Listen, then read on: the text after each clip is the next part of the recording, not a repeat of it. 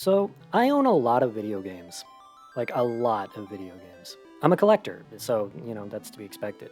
But the percentage of those games I've played to a significant degree is not a great ratio, all things considered. The percentage of those I've finished is even less impressive. I tend to stick to a handful of favorites over and over. I mean, who doesn't? But after a while, I start to wonder if all those games sitting on the shelves are going to waste. So I had the idea, why not just play them? I know, sounds simple, right?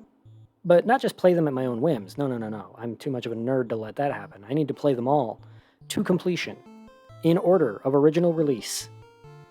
This will accomplish two things in my weirdly obsessive mind. One, it'll finally let me tick these games off of my list, and two, it'll be a nice little microcosm of video game history by seeing how my preferred genres and franchises evolved over the years. I own well over 100 games at this point.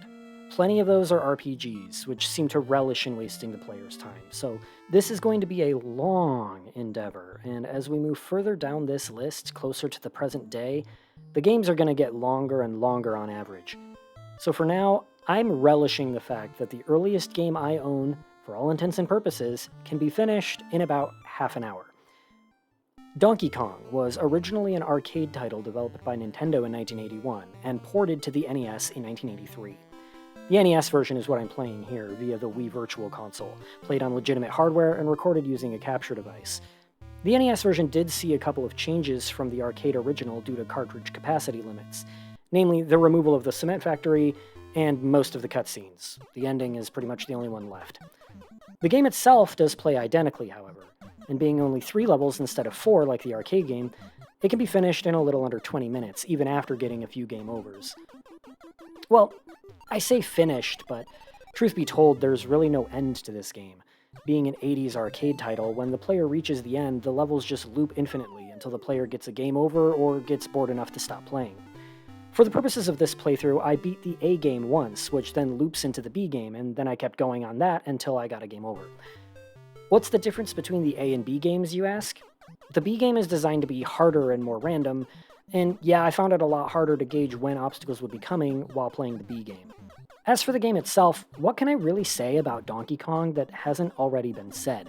Mario, aka Jumpman, carpenter not plumber extraordinaire, has to rescue Pauline not Peach from Donkey Kong as he climbs to the top of various construction sites and hurls barrels down at anyone who tries to pursue. You'll notice that Mario is a lot more fragile here than in his later game appearances, as any fall from a height bigger than his own body will result in an instant death. And he falls like a stone, too. Any gap wider than a single sprite will cause him to plummet, with no way to recover or steer his fall. Momentum does not exist here. His jumps can be given a forward arc by getting a running start, but there are no variable speeds. You're either standing still or moving at a single fixed pace. Overall, Donkey Kong is really fun in short bursts. You can tell it's an arcade title, and this game has been analyzed to death by writers far smarter than I, so I'll just leave this where it is. The game is a classic. Enough said. So I didn't have much to say about Donkey Kong, so to beef up this first volume of the video series, we'll cover another game as well. Going from a classic Nintendo arcade game, we move to a classic Sega arcade game. Flicky was originally released for arcades in 1984 and was ported to the Sega Genesis in 1991. The Genesis version is what's being played here via Sonic Mega Collection. Yeah, the little birds Sonic rescues from robots actually originated in their own game years before Sonic ever existed, which is a neat little piece of gaming history. So, you know how Donkey Kong was very obviously inspired by King Kong? Yeah, well, Flicky was very obviously inspired by the old Sylvester and Tweety cartoons. You play as Flicky, a mama bird in a house full of cats, and have to find and retrieve a handful of chicks, here called chirps, and lead them safely to the level's exit. Flicky loses a life if she comes into contact with any of the cats, or Iggy the iguana, but she can fend them off by picking up and throwing various dishes and knickknacks strewn through each level. If the cats touch any of the chirps Flicky is leading around, they'll separate and wander around the stage, requiring Flicky to come gather them again. Iggy can kill Flicky, but the chirps don't scatter from him. Sonic fans will notice that this basic premise was reused for Sonic 3D Blast, where Sonic has to find and retrieve Flickies in each level and lead them safely to the goal. I think it works better here, though, as the simple arcade-style game design means no level overstays its welcome. Every 2 or 3 levels or so, you're also treated to a bonus round where you have to catch chirps as they fall. which can be nice breathers to the action, as well as easy ways to rack up points for extra lives. Going straight from Donkey Kong to this really illustrates how movement in games changed in just a few years. Whereas Mario had no real momentum in Donkey Kong and died from any slight drop, Flicky's air distance is directly proportionate to her speed, and she can travel up and down through each level freely. She'll bounce off walls if she jumps into them, she takes a second to gain speed, and will skid for a second when stopping or changing direction. The items she throws are even subject to gravity to a certain extent, moving in a straight shot at first before falling and slowing down as they travel further. This allows for some pretty nice trick gameplay once the player masters how things work, which is a step up from the Donkey Kong approach where everything seemed a bit more mechanical. Levels are side-scrollers that loop in on themselves, so moving in one direction will mean you're going in circles. This works great with the game's core gameplay of finding and collecting objectives. Enemies don't follow preset paths, but will instead actively follow you, taking the most efficient path from their location to yours. This creates a lot of tension, but also makes the game easy to gauge and understand, since enemies will always behave in specific ways. Except for Iggy, who crawls around the walls at random and always seemed to move exactly where I didn't want him to be at all times. Points are awarded at the end of each round depending on how quickly the stage was cleared, and if you manage to lead all the chirps to the exit at once rather than one at a time, you'll get cumulative points for that as well. More points will reward you with extra lives to keep you going, and you'll need those too. Flicky has a whopping 48 levels to clear. Levels are laid out so that there typically is a correct path that minimizes risk, and this turns every level into a puzzle, trying to experiment to find the path of least resistance through each one. And once you manage to pull off a level perfectly, it does feel like a real accomplishment. Overall, I played Flicky for about 2 hours and found it to be a pretty good time. As far as arcade games go, I actually think I prefer this over Donkey Kong. There's just a lot more going on here, and it's a much more dynamic experience. It's crazy how quickly video games evolved back then, because the difference in feel between this and Donkey Kong, a difference of only 3 years, is incredible.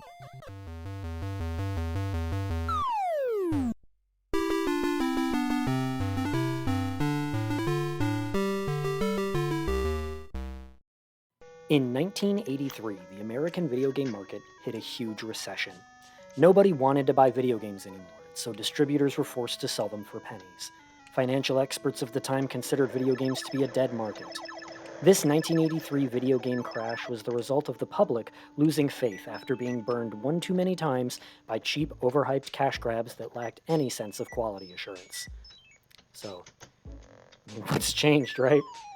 But video games were still doing okay over in Japan, and 1985 would see the release of Nintendo's Famicom in America, rebranded as the Nintendo Entertainment System. Due to the stigma surrounding video games in the States, Nintendo of America did everything they could to avoid marketing the NES as a video game system. It was right there in the name. This wasn't a game console, it was an entertainment system. They marketed it as more of a toy or appliance, and stocked it in toy aisles rather than electronics sections. And for whatever reason, this tactic really worked. The NES sold outrageous numbers. Throughout the late 80s, the name Nintendo would become synonymous with video games as a whole. People didn't go home and play video games, they went home to play their Nintendo. And the company's flagship 1985 title, Super Mario Bros., is often cited as single-handedly saving the American video games industry. What can be said about Super Mario Bros. At this point? This game practically invented the side-scrolling platformer, and this one broke new ground by being one of, if not the first video game, to actually be able to, side-scroll. Other platformers of the era could only string multiple static screens together to simulate scrolling, but Mario had the camera seamlessly following the player, centering the action on their character at all times. The only hang-up is that, whether it was intentional design or technical limitation, the screen could only scroll to the right. Once the left edge of the screen was gone, it was gone. Now, it's time for me to come clean about something. I am awful at traditional 2D Mario games, like absolute dog shit. And this likely stems from the fact that I never really played 2D Mario as a kid. I would occasionally play some Mario World on a friend's SNES during sleepovers, and I remember getting fairly far in Mario Land 2 on my Game Boy during long family car rides. But for the most part, I was more of a Sonic kid, and maybe it's for that reason that I've never been able to get the hang of Mario games. Everything about these things just fucks with years of conditioning and muscle memory I've developed from Sonic games, And so while I've gone basically my whole life hearing gaming enthusiasts gush over how immaculate, smooth, and precise Super Mario Bros. Controls are, I've just never felt that way. This is probably going to make me some enemies, and yeah, it is pretty rich coming from the guy who just admitted that he's awful at these games. Skill issue. But Super Mario Bros. Seems so stiff most of the time, downright unresponsive even. It never really feels like the character is doing what I need him to do. For one thing, Mario can only barely change direction in midair, so any even slightly ill-timed jump can prove fatal. His running speed never feels right to me, assuming he even responds to me holding the button at all. And while I'm at it, I've quite frankly never understood why the 2D Marios feel the need for a run button at all, because I can't think of any situation where I wouldn't want to be running. Just make it his default speed. Your walking speed is completely impractical, and jumping without running is useless too, since the game does use something resembling momentum physics. A standing jump gets you basically nowhere. I get it, it's a precision platformer, you're meant to practice and get good with these controls, but even the simplest of precision jumps can end badly if you land just a smidge off of the right pixel. It just feels like an unfair and unforgiving game a lot of the time, with a good half of the deaths feeling like they weren't even my fault. And after playing Flicky the other day, I can honestly say that those running and jumping controls feel better by comparison. I almost wish every retro platformer controlled like Flicky. Super Mario Bros. Can also be incredibly unforgiving with enemy hitboxes and behavior. Sometimes I would land on top of an enemy, expecting them to die, only to be a single pixel off and end up losing a life instead. Anytime Lakitu showed up, I was actively cursing at the screen. And if you ever want to see me hit a brick wall in a Mario game, just plop a Hammer Bro in front of me. These things are my kryptonite. It's like every skill and reflex I've learned through my decades of playing video games disappears into the ether the second I'm forced to get past one of these guys. Let's just say I'm glad the Wii U Virtual Console has suspend points, or I would never have beaten this game. To give credit where it's due, though, the level design in Super Mario Bros. Is brilliant. Essay after essay has been written about the way this game teaches you how to play simply through the layout of each level. And in those rare moments where I got into the zone and everything clicked and I managed to dash through a stage and land every single jump exactly right, that felt amazing. And I can imagine the swimming physics in this game blowing people's minds back in 1985. I love every single water segment in this game. Super Mario Bros., despite my personal problems with it, is definitely the type of game that seems incredibly satisfying to finally master, and the huge speedrunning community for the game certainly attests to that. And perhaps most noteworthy of all, Super Mario Bros. Showed us that games can have unique lore. No longer were game concepts limited to tropey sci-fi spaceships or homages to existing movies and stories. Nor were they completely abstract like Pac-Man, so far removed from anything resembling reality that it all just becomes meaningless nonsense. Super Mario Bros. Found the sweet spot in between those two extremes. Mario wasn't just a working-class stiff from Brooklyn, he now has an established world and lore filled with both the familiar and the fantastical. Enemies look like mushrooms and turtles, and Mario is still just a guy, but the Mushroom Kingdom operated on its own weird rules, like floating blocks with coins in them, and warp pipes and mushrooms that make you grow, and flowers that let you shoot fire from your palms. Of all the things that Super Mario Bros. Contributed to the gaming landscape, I think the most important is that it taught us that it's okay for games to be just a little bit weird.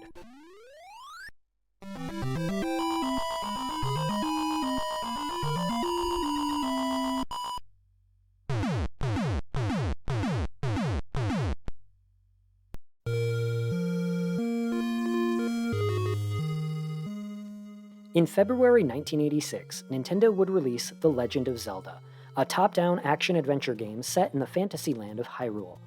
Fun fact, the title screen music was originally going to be Maurice Ravel's Bolero, but Nintendo realized it wasn't in the public domain yet, and so they had to change it. But you know what else used Bolero as a theme? Digimon, and believe you me, any opportunity to bring up Digimon, I will fucking do it. Players take control not of Zelda, but a young boy named Link, tasked with rescuing Princess Zelda and recovering the stolen Triforce of Power from the clutches of the evil wizard Ganon. To do so, he must travel Hyrule's epic landscape, discovering hidden areas and dungeons, and defeating Ganon's beasts to collect broken shards of the Triforce of Wisdom, the key to vanquishing Ganon. Shigeru Miyamoto, Mario creator and basically the face of Nintendo, found the inspiration to create Zelda from memories of exploring the hills around his childhood home in Kyoto, Japan. He would discover caves and decide to explore them, armed with nothing but a gas-powered lamp and hand-drawn maps. This sense of discovery was what he hoped to capture in Zelda's sprawling overworld map, in a game that has gone on to become a pioneer in open-world game design. The player is dropped into the middle of a huge map with no direction or guide, with only their instincts and curiosity to rely on, and the map included with the instruction manual if they were lucky, since the in-game map is next to useless. Seriously, what is this? It's just gray nothing. That doesn't tell me anything. Why is this here? To those of you too young to remember, the idea of an open-world game simply didn't exist in the 1980s. The term open world hadn't even been coined yet. And even after Zelda, that type of game wouldn't become mainstream until sometime in the 2000s. Zelda was groundbreaking for its time. Link can explore the overworld to his heart's content, and dungeons can be completed out of order. In fact, once you've bought some bombs right at the beginning of the game, you can theoretically head straight to Spectacle Rock and blow open the entrance to Ganon's lair on Death Mountain. Granted, you won't get far inside without possessing the Triforce shards. The enemies outside can kill you in one hit, and even if you could progress through the dungeon, you wouldn't actually be able to defeat Ganon without the silver arrows. But the simple fact that you can head straight to the final area as soon as you want was, at the time, an unheard of type of game design. Imagine if the first warp zone in Super Mario Bros. Took you straight to level 8-4 instead of just skipping you ahead a few levels. The idea of games being non-linear was something that hadn't been done before, ever, and it felt incredibly freeing to players in the 80s. The game itself is controlled from a top-down perspective, but movement is not tile-based. Link can move freely across the map, but unfortunately only in 4 directions. He's also apparently not a very accomplished swordsman, only able to stab directly in front of him, but his sword is capable of firing a beam whenever Link's health bar is full. He can collect in-game currency, known as rupees, to buy various supplies and upgrades, and the rupee counter also doubles as his arrow supply once he finds a bow. Because I guess Nintendo didn't feel like programming another value in? Link begins the game with only 3 hearts on his health bar, but additional hearts can be collected by defeating each boss, as well as a few hidden throughout the overworld. His first sword is a wooden one that deals piddly damage, but 2 stronger ones can be obtained once his health bar passes certain thresholds, and he can also buy or collect magic rings that grant him additional defense. Each of the game's 9 dungeons hides a compass and a map to help you navigate their depths, as well as at least 1 new piece of equipment and a boss, and sometimes mini-bosses as well. Some new equipment are simply weapons to add to Link's arsenal, such as a boomerang, but others are tools that aid him in traversing the overworld and discovering new areas, such as the raft. The American NES version of Zelda did see a few minor tweaks from the Japanese release. In Japan, the game was made for the Famicom Disk System, which, while being more or less identical in hardware, had a few features that the American NES did not. The Famicom, for instance, had a built-in microphone, which the player could yell into to defeat the Pole's voice enemies. Since the NES lacked a microphone, the US game was tweaked to make Pole's voices weak to arrows instead. The Famicom Disk System also used floppy disks as opposed to the NES's cartridges, meaning the Japanese game was capable of saving the player's progress. Believe it or not, Zelda was the first video game to have this sort of save feature, and it was almost required due to the game's, at the time, massive scale and length. The American version, as a result, was the first game cartridge to include a lithium battery to preserve saved game files.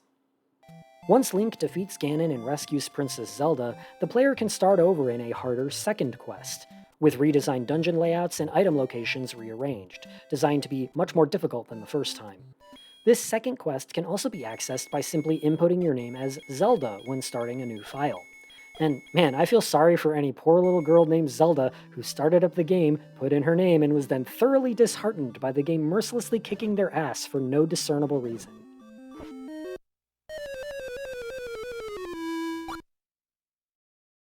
Between the sheer size and scale of the game, in addition to its second quest, Nintendo marketed The Legend of Zelda as being an endless adventure, and the game would go on to be one of Nintendo's biggest successes of the NES era, despite the American commercials for the game being apparently hell-bent on making it look as lame as possible. It's The Legend of Zelda and it's really rad. Those creatures from Ganon are pretty bad. Octoroks, Tektites, Levers too. But with your help, our hero pulls through. I guess the allure of the so-called never-ending adventure outweighed the terrible ads for most people. And yeah, to a first-time player without a walkthrough, this game can seem like it never ends. And that was the main aspect of its appeal. Secrets seemed almost infinite, dungeons seemed to just keep on coming. But the beauty comes in mastering the game and learning how it all works. For instance, each screen in the game is only capable of hiding one secret, so while not every screen will be hiding something, you'll know you can stop looking once you find something. Outside of the relentless final dungeon, a fully decked out Link can survive almost anything the game throws at him, and the accomplishment comes in discovering it all on your own to make your character as strong as he can be. Overall, Zelda is absolutely a classic game, and unlike some other first entries of long-lasting franchises, it still holds up extremely well.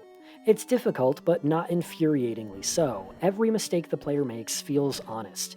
It never feels like the game isn't playing fair. Its sense of exploration and discovery feels more organic than a lot of its sequels, and it's really the type of game where I would recommend not using a walkthrough if you can help it, just a few maps and your own intuition. Because Zelda is gaming's earliest and purest distillation of the wonders of discovery.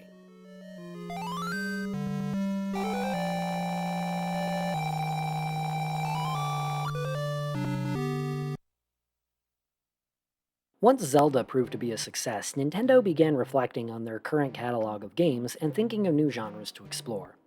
At some point, they realized their library lacked a strong sci-fi entry, and so development on one was put into motion in early 1986.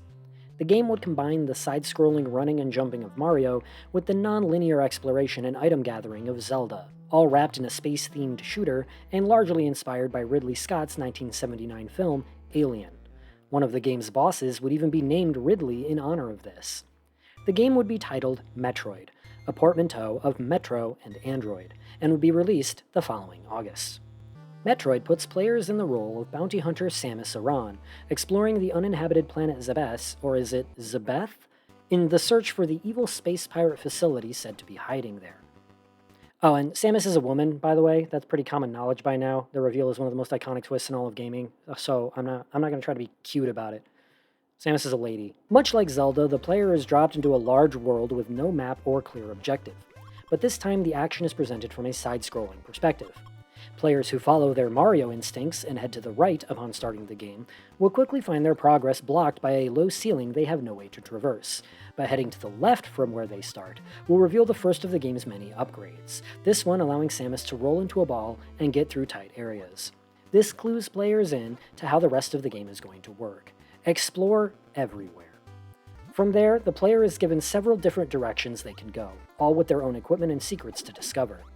This type of non-linear level design had never been attempted in a side-scroller before, and Metroid used its combination of two different genres to very interesting effect. Hidden all throughout Planet Zebes' depths are upgrades for Samus, and these can be either new weapons, such as bombs and missiles, or movement enhancements like the high jump boots. Some upgrades function as both, such as the screw attack.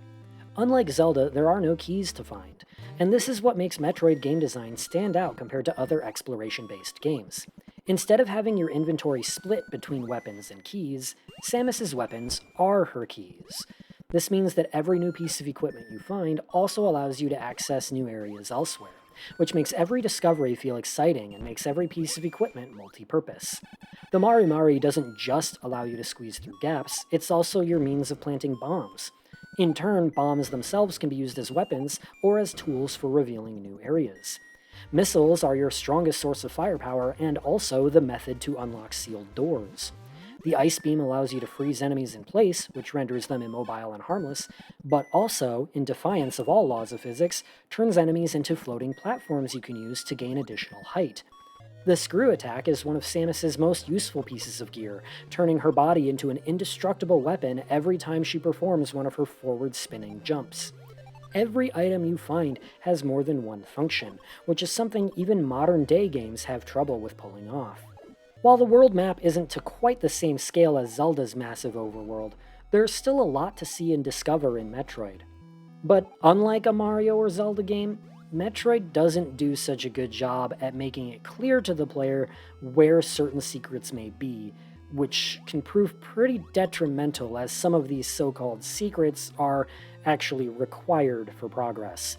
One single unremarkable floor tile in Norfair has to be bombed open in order for the player to finish the game, but there is nothing cluing the player into this. They're just sort of expected to be shooting and bombing everything in sight for no reason, and the game does this more than once, with possibly the meanest example being a few instances of fake acid floors that are indistinguishable from actual hazards. The player has no reason to actively jump into one of these things. I suppose once the player realizes that not every destructible piece of the environment will be telegraphed to them, they'll be more suspicious of dead ends and more likely to experiment with their arsenal to discover things, but the game never communicates to the player that this even needs to be done in the first place. It's not uncommon to hear stories of new players getting completely roadblocked after a certain point because they've seemingly explored everything and can't figure out what they need to do. Samus also has two different types of beams she can find: the Ice Beam and the Wave Beam.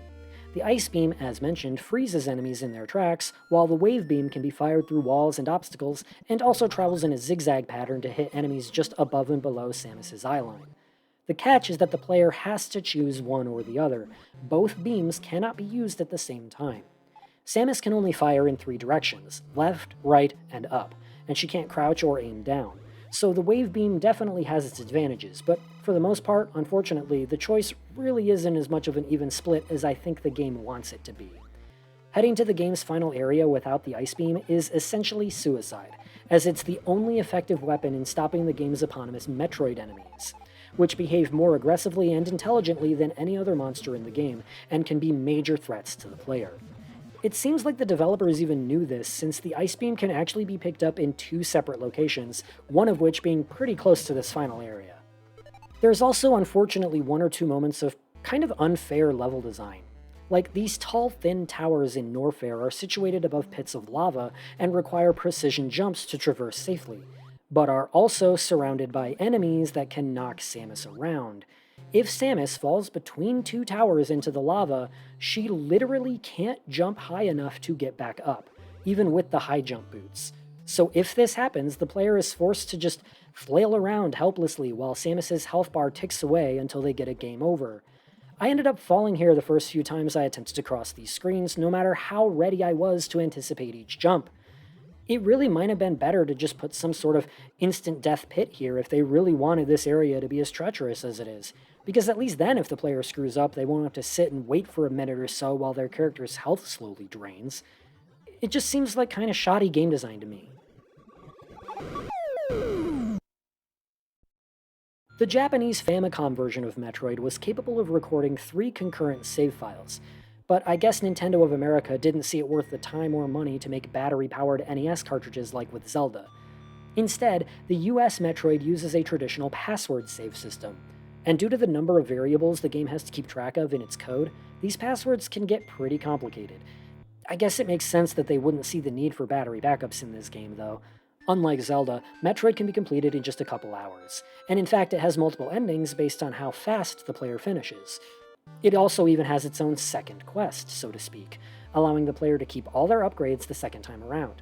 If the player gets the fastest ending, they can even play as Samus without her bulky space armor. Or they can just use the Narpus Sword password, whatever that means, to access the developer's test mode, where the player is literally invincible. There's also the infamous Justin Bailey code, which starts the player off with all the upgrades and most of the missiles. But unlike the Narpus Sword, this password was never actually an intended cheat code. Players have done a lot of research into this mysterious password over the years, but are unable to find any real meaning behind it, nor any official word from Nintendo about it. As far as anyone can tell, the fact that the name Justin Bailey just happens to activate an almost complete save file seems to be a total fluke. I like to imagine some random kid in the 80s, little Justin Bailey, seeing the password screen and thinking it was a name input screen, and then word just spread from there and history was made. Overall, and it may be a bit unfair for me to say this after all these years of hindsight, the first Metroid game, I think, doesn't really stand the test of time. For being such an important piece of gaming history, I was surprised to see that it currently only holds a score of 58 on Metacritic, a number that would be considered unacceptable from any other franchise. Metroid is one of those games that's really only worth checking out in the context of the greater franchise it's a part of, rather than being a good game in its own right. This is made especially true thanks to the existence of Metroid Zero Mission, a complete remake of Metroid that improves on it in every conceivable way. If you do decide to check this game out though, I would suggest doing so without using a walkthrough. Like with Zelda, just look up a handful of maps and trust your instincts from there. If you do decide to use a guide though, I'm personally fond of this one on the Metroid database fan site. This is cute. It doesn't cover every last hidden item, but it points you to all the most important places, and is presented in this hand-drawn style, and written as though it's from Samus's perspective. The Metroid fanbase is just so earnest, it's adorable.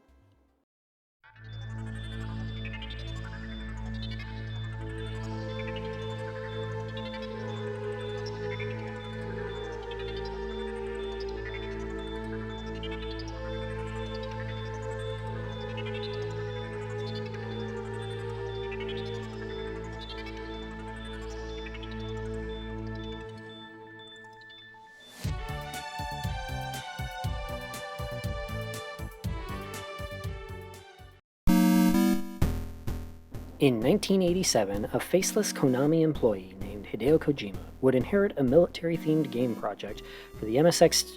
What? What do you mean we skipped a game? Well, the preview for the last... I already put Metal Gear in, so... Okay, well, what game is it? No, God! No, God, please, no! Well, alright, so... In January 1987, Nintendo released Zelda 2: The Adventure of Link, a sequel to the hugely successful Legend of Zelda. Often considered the black sheep of the franchise, the game was largely a side-scroller, with more emphasis placed on platforming and swordplay. In a way, it was almost an alternate take on Metroid gameplay, but segmented into separate dungeons strewn across a top-down overworld rather than being one huge interconnected map. The game sees Link working to prevent the resurrection of Ganon and awaken the original Princess Zelda, who had been placed under a sleeping curse centuries earlier. Zelda 2 is much more linear and rigidly structured than its predecessor, with sections of the map completely walled off until Link obtains the correct item or spell.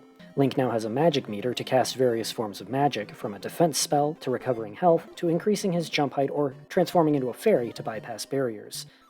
In addition to pickups that increase Link's max health and magic, he also gains experience points like an RPG, and upon level up, can choose to increase his attack strength, defense, or magic proficiency. In his quest, Link must return magic crystals to 6 temples in Hyrule to be granted entrance to the Great Palace, where he'll face his greatest foe yet. Despite Adventure of Link being overall shorter than the first Zelda, it may not seem that way because this game is way harder. Remember the last video where I said this? It's difficult, but not infuriatingly so. Every mistake the player makes feels honest. It never feels like the game isn't playing fair. Yeah, well, fuck that this time. Zelda 2 absolutely is unfair a lot of the time. The focus on combat combined with the side-scrolling perspective means you're going to be forced to contend with most every enemy you encounter in this game, meaning there's a lot more room to screw up and take damage, and enemy attack patterns also tend to be fairly erratic and unpredictable, and hitboxes are weird and inconsistent. But combat isn't going to be the main threat this time, really. The platforming is often just as treacherous. Basically, any jump in this game is performed over bottomless pits, and there are so many times in Zelda 2 where I was jumping over a pit, only to be hit by a projectile from off-screen in midair, falling to my death, and losing a life. Oh yeah, there are lives in this game, by the way. You start with 3, and while there are a few 1-ups hidden across the overworld, there's no way to get any more until you've maxed all your EXP. Every game over sends you back to the starting area, and while you retain any items and levels gained in the interim, you still have to make the trek back to wherever you died if you want to try again. The difficulty curve is also all over the place. The dungeons themselves do seem to get proportionally harder the further you go, but it's the moments between each dungeon that feel off. After the first temple, you're made to trek through the labyrinthine Death Mountain, a maze-like series of caves filled with plenty of enemies and bottomless pits to contend with, and this is easily the longest and most difficult stretch of overworld traversal in the game. And it happens an hour in. It feels like an endgame segment was placed at the beginning, and if they had swapped the locations of Death Mountain and the mountain maze from later, the difficulty balance would feel a lot more natural and gradual. Placing Death Mountain so early into the game, when the player is underleveled and under-equipped, is a recipe for disaster, with the only reasonable tactic being to grind EXP for potentially hours beforehand, which is never elegant game design. It's also worth pointing out that getting a game over is the only way to save your game without using an obscure button combination on a second controller, and saving the game will still count as a game over on your save file record for those who care about that sort of thing. Like me. Zelda 2 is a game I could see some people really enjoying, like people who enjoy difficult games. But for me, someone who is a perfectionist and completionist in games, even if it's detrimental to my own enjoyment, this is the single most infuriating game I've ever played. I was absolutely determined to get that perfect 000 save file, which meant playing the whole game without ever saving or getting a game over, and I never once actually pulled it off. At least not without cheating. After beating the game legitimately once, I ended up using an action replay to give myself infinite lives on the next playthrough, and even then the game ended up freezing right at the final boss, so I had to do that all again anyway. So my advice, if you play Zelda 2, know when to draw the line. If you don't give a shit about game overs, there can be a lot to like here. The focus on combat can be genuinely pretty thrilling. Certain enemies will fire projectiles or swing their weapons high or low, and you need to react accordingly to block their hits, as well as attack high or low yourself to get past their shields. The game is also structured more like an RPG, with objectives given by NPCs that tell you where and how to progress. But my big issue with the game design here are the handful of moments where you have to step on specific unmarked tiles on the overworld map to find the next NPC or item you need. And these are things I can imagine being really annoying progress blockers if you don't already know where to look. Zelda 2 is probably the worst of the mainline Zelda series, or at the very least the worst of the 2D Zeldas. I know that it introduced things like the magic meter to the franchise, but it's definitely deserving of its black sheep status. If you're on the fence about this one, I'd say you can skip it. Some may appreciate the challenge the game provides, but more casual players are definitely going to be turned off by its relentless difficulty.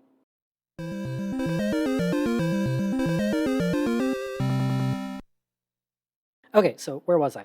In 1987, a faceless Konami employee named Hideo Kojima would inherit a military-themed game project for the MSX2, a gaming computer released in Japan and Europe. Kojima had originally sought a career in filmmaking, but eventually, and somewhat begrudgingly, joined Konami in the early 1980s. Due to his lack of programming knowledge or experience in game design, he was typically given more supervisory roles than directly creative ones, with his first project as assistant director on a game called Penguin Adventure.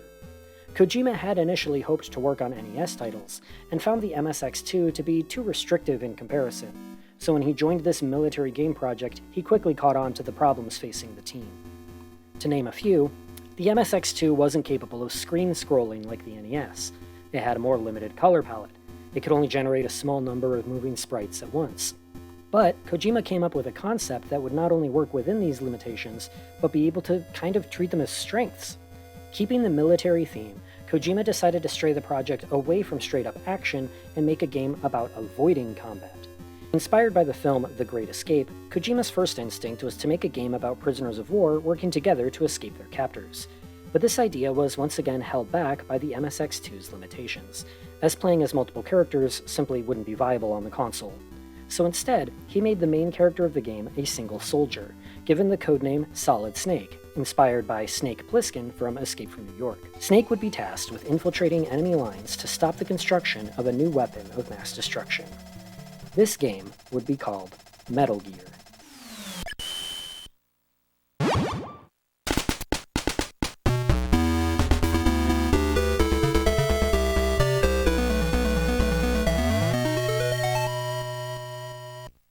Metal Gear sees Soldier Solid Snake, a rookie member of the US Special Black Ops Unit Foxhound, called into action to infiltrate the Fortress Nation, whatever that is, of Outer Heaven in South Africa, after communications with fellow Foxhound member Gray Fox went dark. Snake's mission is to investigate Gray Fox's disappearance, and if possible, complete Fox's original mission of incapacitating the new nuclear weapon Outer Heaven is rumored to be developing, the titular Metal Gear. Snake is sent into his mission alone and unarmed, with the goal of remaining as clandestine as possible within Outer Heaven. Along the way, he'll procure weapons and equipment to aid in his mission, as well as recover various prisoners of war that Outer Heaven is keeping captive, who oftentimes provide Snake with tips as gratitude. Every 5 hostages the player rescues adds a star to his military rank, which increases his max health and how many bullets he can carry. Being the first game to revolve around stealth and avoiding combat, Metal Gear would lay the groundwork for future stealth games, such as the fact that the player character is actually pretty fragile, all things considered. While not completely helpless, getting spotted is always a stressful situation, as the player will be outnumbered by enemies who will instantly swarm them. Tactics in Metal Gear are less about directly engaging the enemy in gunfights, and more about ambushing and outsmarting them before they even know you're there. Snake will eventually procure a fairly sizable inventory of gadgets and explosive weapons that can be used to catch enemies off guard, as well as use a submachine gun to cover wide areas. But if all else fails, he can always just settle things with his fists. While certain areas can initially seem daunting due to cramped level geometry and the sheer number of enemy guards, the game becomes a lot more manageable once you realize exactly how limited each guard's viewing range truly is. Realistically, the logistics of some of these sneaking scenarios would be completely impractical. Snake is impossibly good at remaining undetected, and that's because guards can only see directly in front of their faces a single pixel wide. This means you can essentially dance right in an enemy's periphery and remain completely safe as long as you never cross directly in front of their eyeline. Like, check out this screen for instance. At first glance, this may seem like an impossible ordeal, and indeed if you hesitate for even a second, you'll be spotted. But by knowing how guards work and by acting quickly, you'll be able to duck down into this corner here and inexplicably remain completely unseen despite being surrounded. And in general, the game does do a pretty good job of keeping you from walking straight into enemy lines. Knowing that the game wouldn't be able to scroll and that each screen would need to be rendered one by one, the level design is pretty generous about providing an immediate source of cover upon entering each screen. At least for the first half of the game or so. Later on, there are a few instances where a new screen will plop you right into a guard's view, triggering an alert before you've even had time to orient yourself or register what's happened. And while it is true that by that point you're likely to have the cardboard box, which acts as a portable hiding spot, it hardly seems like very organic or engaging gameplay to have to enter every screen with the box already equipped. Although I suppose that is kind of a genius bit of visual comedy now that I think about it. And this isn't the only instance of a mid-game difficulty spike. Early on, level design drives the game forward pretty well, with everything you need being placed in a way that guides you through the game without needing to constantly hold your hand. But later on, things get a bit more haphazard and slapdash, with a lot of vital items placed in obtuse, out-of-the-way locations without communicating to the player how important those items are until the player already needs them. Things like the Scorpion Antidote or the rocket launcher, for instance. There's also the way the game handles the final boss. You need no less than 16 pieces of plastic explosive to defeat Metal Gear. The game tells you this, but it does not tell you that you need to have the highest rank in order for this to be possible, as a 3-star soldier can only hold 15. Nor does the game tell you that you'll need to stock up beforehand, since there is no plastic explosive in the building Metal Gear is in. There are also a few instances of instant death in this game, namely trap floors, and the tank and bulldozer bosses can also one-hit kill you.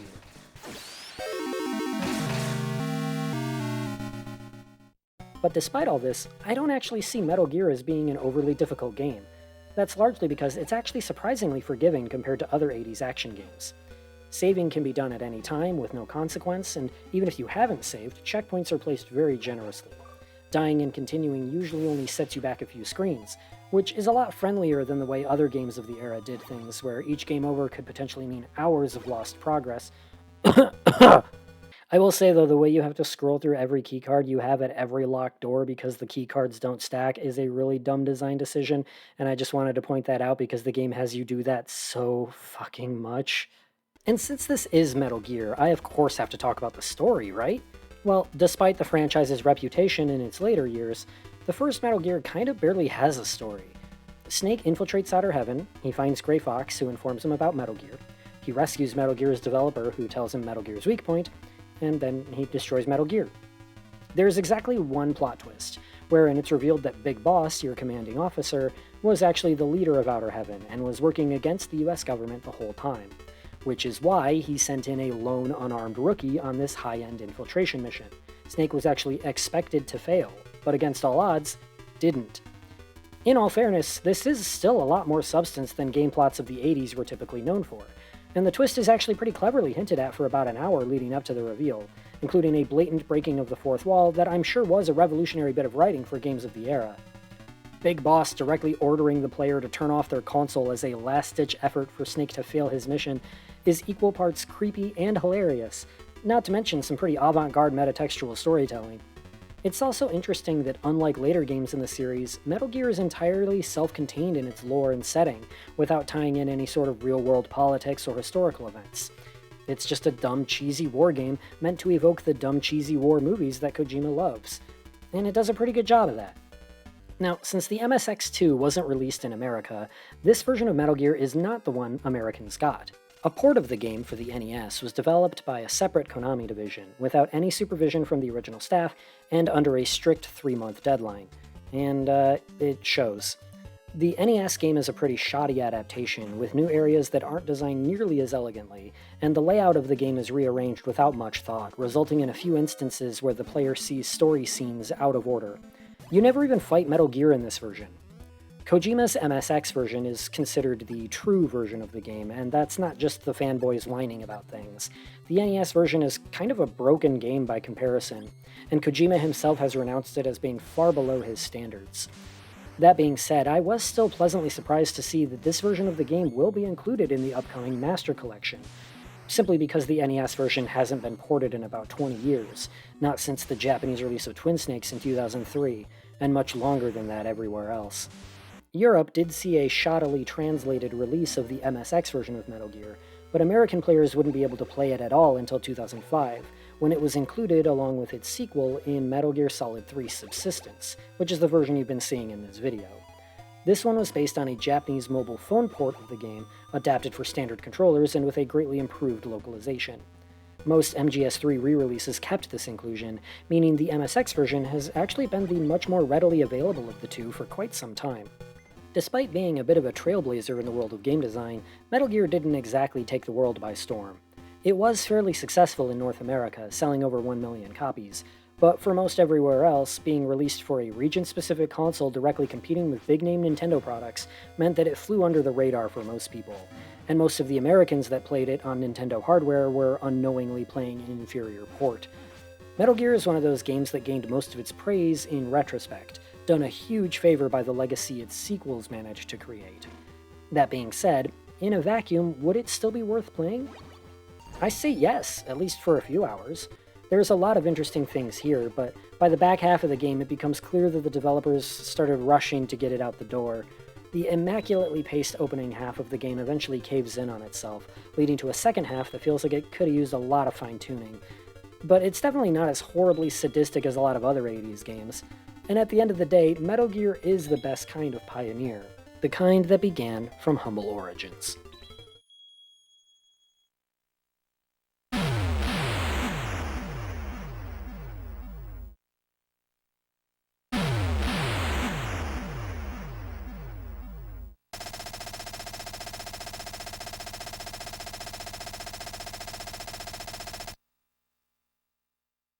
The year is 19XX.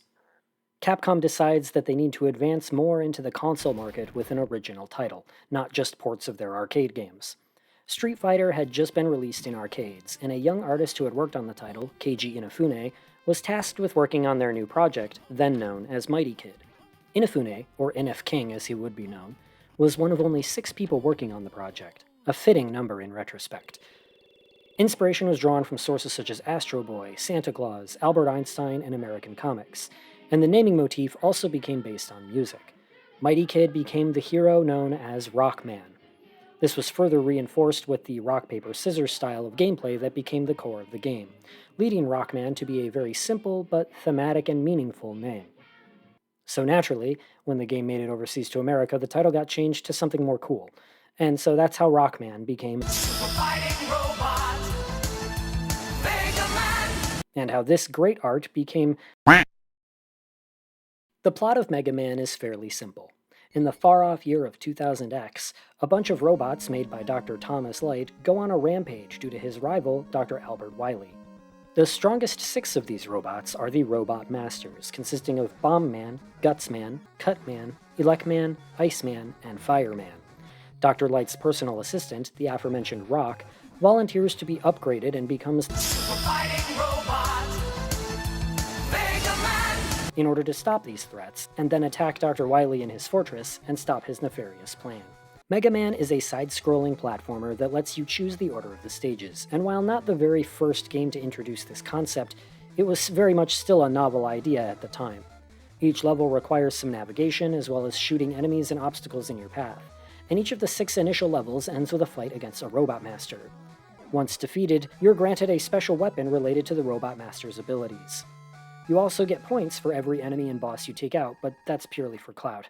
Controls are somewhat limited. You can only fire straight ahead, you cannot crouch, and you have limited ammo for all weapons that aren't the standard Mega Buster, and your ammo also doesn't refill upon death. Mega Man's jump and movement feel responsive though, and once you learn enemy patterns and have some strong firepower, the game really starts to ease up. I am of course joking, the game only gets worse from there. Despite only being 6 levels to start from, there are a total of 720 different routes you can take. Now that sounds horribly daunting, but remember when I mentioned rock, paper, scissors earlier? That comes into play pretty heavily in this game and makes most paths frustratingly unviable. While every Robot Master and Wily boss can be defeated with the standard Mega Buster, this will turn the fights into nightmarish duels. Each Robot Master is weak to the special weapon of another Robot Master, and it's very easy to follow the path. Bomb Man beats Guts Man because bombs blow up rocks. Guts Man beats Cut Man because rock beats scissors. Cut Man beats Elect Man because scissors typically have rubber grips, and rubber has very high electrical resistance, I guess, ignoring the fact that scissors are metallic and therefore would have low resistance, so Elect Man beats Ice Man because ice is frozen water and water has low electrical resistance. By that logic, Ice Man beats Fire Man because fire melts ice, but then ice becomes water and puts out fire, so that's thermodynamics. And finally, Fire Man beats Bomb Man because fire ignites bombs. See? Easy path.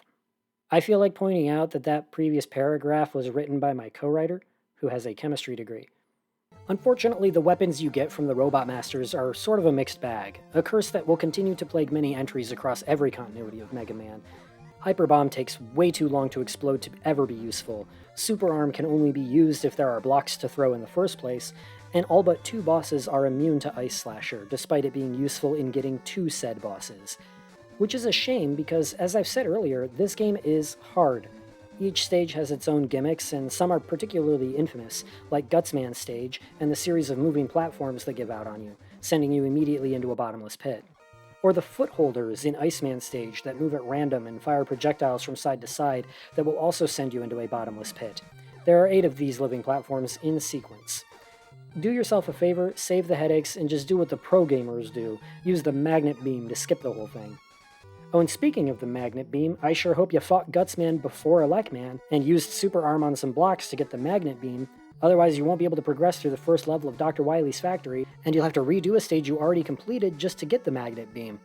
Enemies can also do frightening levels of damage, with some, like the Big Eye, doing about 1/3 of your health in damage just by touching it. And this isn't even talking about the difficulty of the bosses themselves, let alone the fact that Wily's Factory is a 4-stage gauntlet with new original bosses, and all 6 of the Robot Masters, 4 of which you have to fight in a row. And worst of all, this entire game has to be done in one sitting, because for whatever reason, despite offering unlimited continues, there is no save system or password system. It may seem like I'm complaining about this game a lot, but it is still a good game, and a pivotal piece of game development. It's clearly rough and unpolished, but this was the start of a series that now has over 130 titles and counting. And hopefully one day one of those entries will be Mega Man Legends 3. Please? Please?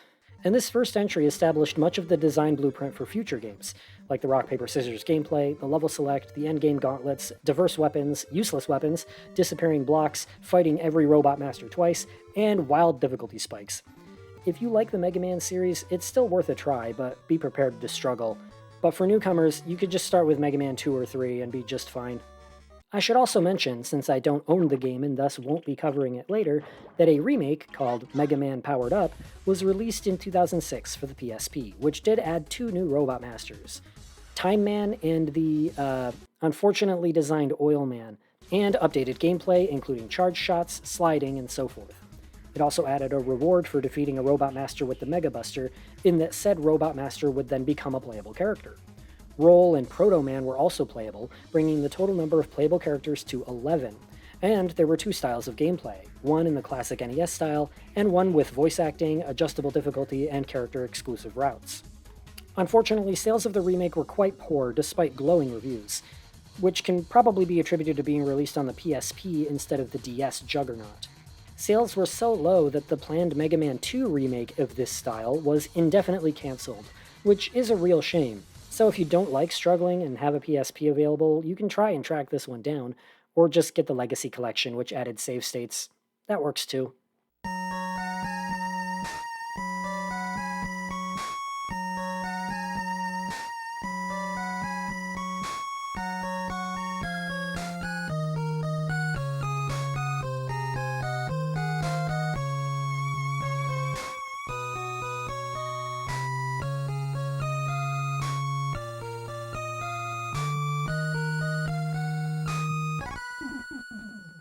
By 1987, Japanese game developer Square was in fairly dire straits. Having no big successes to their name, the company was approaching its last legs. Within the company, a man named Hironobu Sakaguchi had been pushing for years that they make a role-playing game, but had repeatedly been turned down, as higher-ups weren't convinced that an RPG would sell. However, after rival company Enix's RPG Dragon Quest popularized the genre in Japan in 1986, Square reconsidered this idea, and Sakaguchi was chosen to lead a 6-man dev group that would be known as Square's A-Team. Since the game could likely be the company's last, it was given a meaningful name: Final Fantasy. Except that last part is probably bullshit. Yeah, while Square has leaned into that story on occasion, Sakaguchi himself has downplayed the origins of the game's title in more recent years. Apparently, the team decided early on that they wanted a title that abbreviated to FF, since that was easy to pronounce in Japanese, and the game's original title was going to be Fighting Fantasy. But when it came to light that this name was already taken by a series of interactive game novels, an alternative was chosen instead. While Sakaguchi has said that the name is fitting given the back-to-the-wall situation the project was in, he also admits that, quote, any F word would have worked. I'll let you guys make your own joke there. Players start the game by choosing a party of 4 characters from a selection of 6 classes, all of which specialize in different styles of combat and/or spellcasting. A fighter, a monk, a thief, black and white mages, and a red mage, who acts as a jack-of-all-trades. The player can mix and match any 4 they want and are not limited to just one of each class. Want a party with 2 fighters? Go for it. Want to try to beat the game with a gang of 4 white mages? It's been done. An all-thief team? Knock yourself out, you lunatic. With their crew chosen, the player is put into the role of the prophesied Light Warriors, said to be destined to save the land from catastrophe. When the light from the world's 4 elemental orbs is stolen by the ancient and powerful elemental fiends, the earth itself begins to wither, and it's up to the Light Warriors to restore light to the orbs and save their world. The party is dropped in front of the town of Corneria, completely naked of any equipment or spells and with just 500 gold to their name. That 500 gold, depending on the squad chosen, is enough to outfit each character with the best armor and weapons from the shops, as well as a spell or 2. Heading to the castle, the party is told that Garland, a former knight gone rogue, has absconded with the princess to the Chaos Shrine, and the king begs the party to rescue her. The team makes their way to the shrine, defeats Garland, and returns the princess home, where they are given thanks from the king and a mysterious loot from the princess. After making a short excursion to Matoya's cave, where they find the witch lamenting her stolen crystal eye but unable to immediately offer any aid, they continue east to the port town of Pravoka, which is currently being terrorized by a band of pirates. The troop defeats them soundly, and fun fact, the pirates have the lowest HP of any enemy in the game. And as a peace offering, the pirates grant the heroes their ship, allowing them to continue their quest across the seas. To the southeast, across the Inner Sea, the gang finds Elfland, where a boatload of expensive new spells and equipment are available. The people of Elf Castle are currently seeking a way to awaken their prince from a sleeping curse placed on him by a dark elf. And after heading north, the party finds an abandoned castle with a lone king residing, who asks that they retrieve his stolen crown from within the marsh cave, in return for a way to wake the cursed prince. Once the party finally perseveres and retrieves the stolen crown, they return to the king, only to find he was actually the dark elf Astos in disguise. Our heroes defeat him and loot Matoya's stolen crystal eye from his corpse, and upon returning it to its rightful owner, she grants them the means to finally awaken the elf prince from his slumber. As gratitude, the prince hands over the mystic key, as it was prophesied that he would do so, hence why evil forces put the prince to sleep to begin with. With key in hand, the Light Warriors retrieve some TNT and take it to the Dwarf Cave so Narek can finally blow open a canal, granting the crew's ship passage to the outer sea. Upon sailing west to the town of Melmond, they find its people plagued by dying earth, as well as their chapel in ruins, the handiwork of a vampire that now lurks in the nearby Earth Cave. The squad heads to the cave, and deep within it, they defeat the vampire. But the land's rot does not cease. It seems the vampire was not the one to blame, and upon speaking to the sage Sarda in a cave to the far west, the party is granted a magic rod that will open the way deeper into the Earth Cave, where the true source of the Earth's decay lies in wait. At the bottom of the Earth Cave, the heroes confront the Lich, the Fiend of Earth, responsible for the land's dire state, as well as the loss of the Earth Orb's light. After a hard-fought battle, the Lich is slain and the orb restored, and they prepare for the next destination, Crescent Lake in the southeast. There, the warriors confer with the Circle of Sages, 12 prophets led by Lucan, who originally foresaw the coming of the Fiends and the Light Warriors. The sages grant the heroes a canoe with which to navigate the nearby rivers, and the party takes to the river valleys to find the Gurgu volcano, where the Fiend of Fire is said to reside. The volcano proves to be a challenging ordeal, but the gang prevails in defeating Kari, the Fiend of Fire, and restoring light to the Fire Orb. Hearing of an ancient piece of technology that could aid them in their quest, the heroes continue their river tour until finding the Ice Cave, and upon defeating the monsters inside, they find a floater, which they use in the Ryukon Desert to unearth a hidden airship, giving them free reign of the world. With the airship, the crew finds the Cardia Islands and meets the Dragon King Bahamut, and after retrieving proof of their courage from the Castle of Ordeal, Bahamut bestows the heroes with newfound power. From there, the group visits the villages of Gaia and Onrak, where they learn of the Sunken Shrine, residence of the Fiend of Water.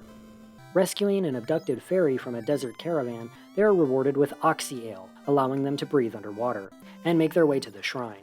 With the support of some local mermaids, the heroes battle the water fiend Kraken in the depths of the ocean to restore light to the water orb. With only one orb remaining to be restored, the party learns of the ancient Lefean culture, who crafted the Tower of Mirage in ancient times. Unbeknownst to many, these people still reside in a remote village, speaking a language long thought dead. With a stone slab they discovered in the sunken shrine, the team is able to have the language deciphered by the scholar Une, and they speak to the Lefeanish people to receive a chime that will allow them to enter Mirage Tower, said to house the final fiend. Their trip through Mirage Tower soon meets a dead end, however, requiring a cube of ancient tech to transport them to the floating castle. Searching a waterfall cavern near Onrak, they find a robot who bestows the cube upon them, and the team returns to Mirage Tower to enter the floating castle. Atop the world, they see the powers of the fiends converging at a center point, the Chaos Shrine, where their adventure began. After defeating Tiamat, the Fiend of Wind, light is finally restored to the Wind Orb. With all 4 orbs restored, and after a quick detour to have the dwarven smithy forge Excalibur from a piece of adamantite, the heroes confer with the Circle of Sages. They finally learn the source of the fiends, which lies in the Chaos Shrine of 2,000 years past.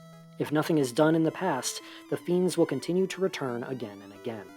A time gate lies in the center of the Chaos Shrine, and with light restored to the 4 orbs, the gate can be opened. And so the party dives through time to finally vanquish the fiends once and for all. Along the way, the party fights the fiends of the past, and discover their path forward blocked by a mysterious slab. As it turns out, the loot given to them by Princess Sarah is the key that allows them to open the way, and once at the deepest depths of the Chaos Shrine of the past, they're shocked to find Garland waiting for them. As it turns out, when the heroes defeated Garland, the powers of the 4 fiends, personified as a being known only as Chaos, possessed his form and transported him back in time. In return, Garland would release the fiends upon the world of 2,000 years ago. This creates a time loop that can only be cut by defeating Chaos here and now, ensuring that the fiends never resurface in the future. The heroes ultimately prevail, and then return to their own time, where their adventure becomes naught but legend, a legend with no beginning or end. While fairly quaint by modern standards, as far as the era was concerned, Final Fantasy's plot was more ambitious than almost anything seen before. If this were most other 80s games, the game likely would have been over as soon as the player rescued Princess Sarah from Garland about an hour or so in. After all, Mario, Zelda, and Dragon Quest all place rescuing a princess as the ultimate goal, but for Final Fantasy this was just the prologue. Once the player crossed the now-repaired bridge to the north of Canaria, they were greeted with opening credits. The game had just begun. In terms of scope and content, Final Fantasy might just be the largest game yet created in 1987. The game has the characters completing interconnected objectives in order to progress, and doesn't simply end with something as simple as rescuing a princess. The finale's twist, with Garland and his time loop, was also something uncommon to games at the time. Sure, Metal Gear had a twist betrayal in its final hours, but that's a trope that had been seen in fiction countless times, and heck, in real life too. Garland and the time loop, as confusing as it may be, was something considerably more unique. So that's the story, but what's the game like? Well, it's an RPG, or role-playing game, and that's a genre with very well-established traits by now. But in the 80s, RPGs were not a popular genre, especially not in video games. Dungeons & Dragons had a cult following in the States, but that was a tabletop game that allowed players to essentially build their own stories and worlds. Video games like Ultima also existed, and Dragon Quest had finally managed to popularize the genre in Japan. But the most popular video games of the time were far and away action-oriented arcade-style affairs that relied on a lot of Twitch gameplay, not charts and number crunching. Put yourself in the shoes of an average person in the 1980s picking up an RPG for the first time.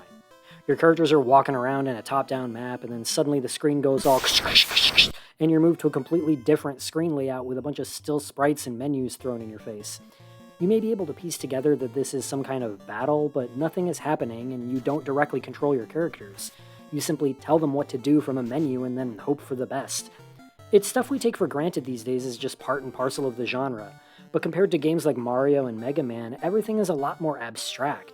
It's no wonder RPGs had trouble breaking into the mainstream for so long. But as far as RPGs go, what sets Final Fantasy apart from its contemporaries? Well, Square wanted an RPG that could directly compete with Dragon Quest without just being a knockoff clone of it. So Square ended up pretty much ripping off Dungeons & Dragons instead. Like, yeah, Sakaguchi cites Ultima and Wizardry as his two biggest influences, but the battle system, its rules, and basically its entire bestiary were just lifted wholesale from D&D. True, D&D's monsters were mainly cobbled together from various cultures and mythologies, but you see this enemy here? Well, in the Japanese version, it's literally just a beholder. Square had to change it, even in future Japanese re-releases and remakes, because they realized that beholders were a D&D specific monster that they could get sued for using. Oops. Final Fantasy also lifts its multi-man party from D&D as opposed to Dragon Quest's singular main character, and it even incorporates elemental affinities into the battle system, something only D&D was doing at the time. But even with the very blatant influences it's borrowing from, Final Fantasy is still a finely crafted RPG. Also, in contrast to Dragon Quest, Final Fantasy really ups the ante when it comes to presentation. Dragon Quest may have had the king of boys manga Akira Toriyama behind its artwork, but the battles were presented in somewhat stale first-person perspectives with just a view of whatever monster you were fighting and a bunch of text boxes. FF's battles are still chock full of text to be sure. I mean, look at this battle screen, it's definitely pretty cluttered. But the battles are viewed side-on, with monsters on one side and your party members on the other, and you can see your characters performing each action and actually swinging their weapons with each attack. The monster sprites are also a far cry from Dragon Quest. Akira Toriyama's art strikes as charming due to its simple shapes and sense of fun and whimsy, whereas Final Fantasy's art, provided by painter and illustrator Yoshitaka Amano, is gritty and rich in detail. And even though the monster sprites are completely static in-game, they do such a wonderful job of adapting Amano's complex art into 8-bit form that most won't even mind. While FF1 looks primitive today, its graphics, particularly the flashy and complex spell animations, were some of the most impressive of its time, especially for a genre not exactly known for being visually groundbreaking. The music also went above and beyond. Final Fantasy has a whopping for the time 13 individual music tracks, composed by Nobuo Uematsu, and this dude is basically the John Williams of video games. Few musicians in the space have demonstrated such a range of diverse styles while maintaining such consistency and quality. And even limited to the simple beeps and boops of the NES sound chip, he managed to create complex and kind of beautiful music. While FF1 was not his first project, it was the one that earned him mainstream attention, and several of the tracks he composed here would go on to become classics among FF fans, such as Matoya's Cave,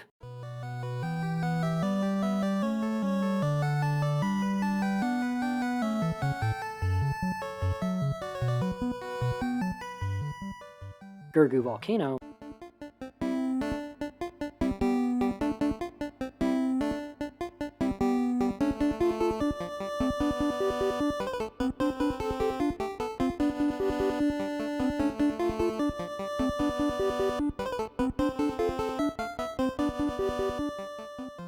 and my personal favorite, The Sunken Shrine.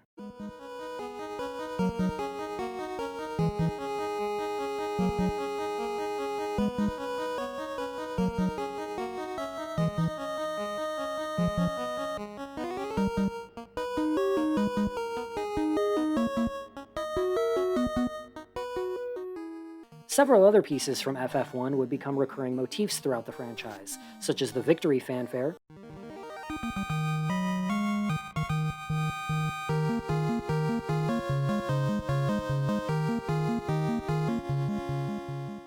opening theme,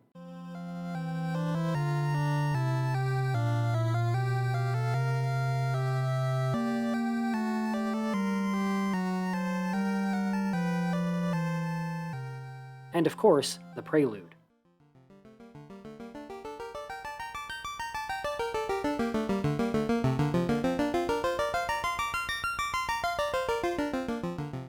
Which, fun fact, was a last-minute addition to the game written in about 10 minutes. The game's sequence of events play out in largely linear fashion.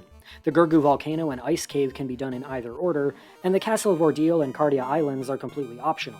But otherwise, the player has a set order of objectives the whole time. Anytime the player isn't in battle, they can open a world map by holding B and pressing select. Being an old-school RPG, information is dished out entirely by NPCs.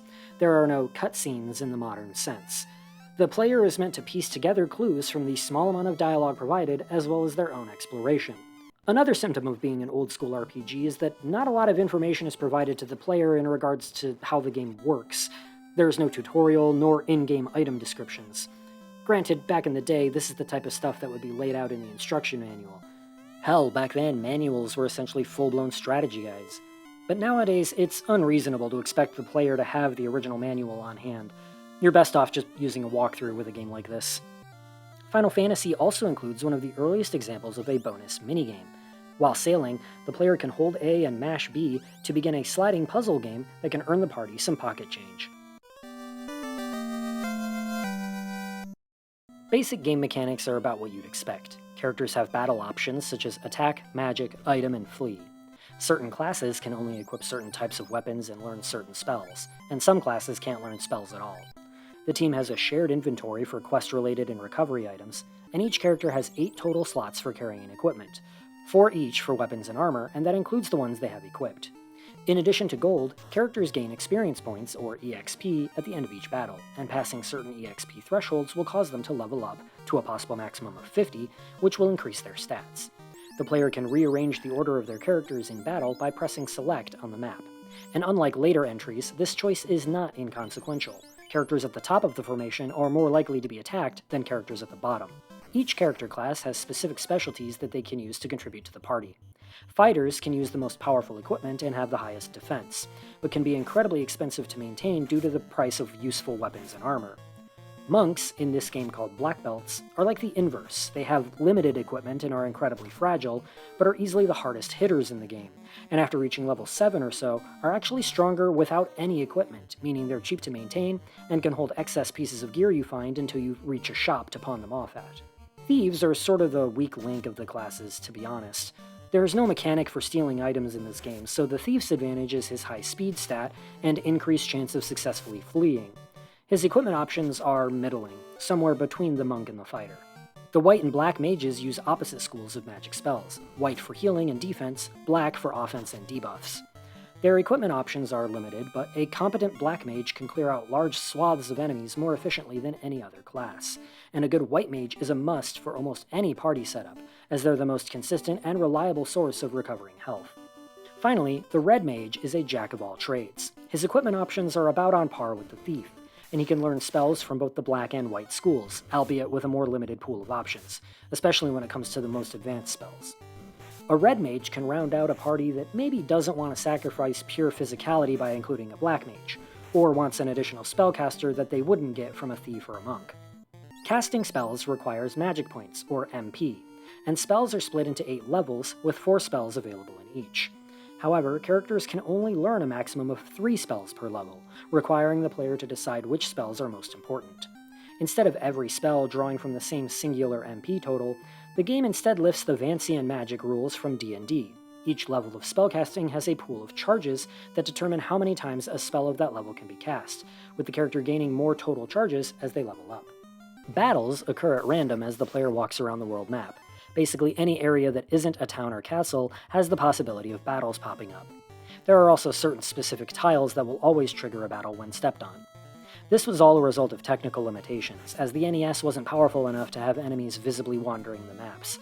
So instead, battles take place on their own dedicated screens, and commence in a turn-based fashion. Each battle also has the small chance of being either a preemptive attack, wherein the party is granted a free turn at the start, or an ambush, wherein the enemies get a free turn instead. Players begin each turn by selecting each hero's desired action and, if necessary, targets all at once, which then play out alongside the enemy's actions in an order determined by each combatant's speed stat, with a bit of luck thrown in. Actions during battle consist of attacking physically with their weapon, casting a spell, drinking one of various potions, using the secondary effect of a weapon or piece of armor where possible, or attempting to flee. Whether a flee attempt is successful is determined by the character's luck stat, or at least it's supposed to. Battles are considered victorious when the entire enemy party is vanquished, while a game over occurs when all 4 members of the player's forces are either KO'd or petrified.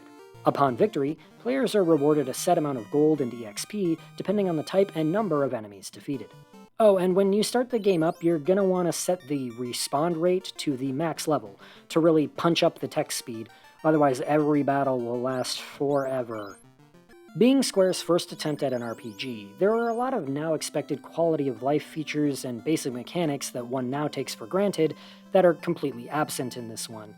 Enemies don't drop items, there are no MP restoring items, revival and depetrifying spells can only be used outside of battle, and saving the game can only be done by resting at an inn or using a tent or cabin. And even then, that only recovers HP and MP, not KO or status effects. You can't swap quickly from character to character on inventory screens, meaning each character has to be checked one at a time. The game also doesn't immediately communicate any stat gains or losses from equipment, meaning you have to manually check your stats before and after taking up each new weapon or piece of armor. And probably most infamous of all, if a character is told to target a specific enemy and said enemy dies before that character's turn plays out, they will not automatically move on to a different target. They will attack the empty space left behind, essentially wasting their turn. In regards to this point, I've heard it argued, fairly well I should add, that this actually adds to the strategy of each fight, by making the player try to predict how much damage each character will do, and thus choose their targets appropriately, rather than just mashing the confirm button over and over. But I still definitely think incorporating an auto-retarget function was a net positive for future entries. Oh, and the game also does this really annoying thing where if a character was poisoned in battle, their position in the party will be moved to the bottom when the battle is over. I can see why they thought this was a good idea. Characters at the bottom are less likely to be targeted, and so this is presumably to protect the poisoned character. But you know damn well I'm just gonna cure the poisoned character first thing, and they're just gonna get poisoned again in the next battle anyway because the Marsh Cave fucking sucks, so stop trying to help, for God's sake, you're not helping! And it's due to a combination of both its primitive status and some rather sadistic game design that Final Fantasy ends up being a very difficult game. Enemy mobs can appear in groups of up to 9 compared to the party's 4, and even though turn order is meant to be determined by the speed stats, I swear the game just lets every enemy go first about 90% of the time. Early on, difficulty is largely just going to be determined by level ups and equipment, but the Marsh Cave in particular represents the game's first real spike in difficulty. It's the first real dungeon, the Chaos Shrine hardly counts, and at this point of the game, your heroes likely can't even afford all the equipment and spells available in town, and can only cast a few spells before running out of MP. Enemies in the cave tend to swarm and can hit like dump trucks.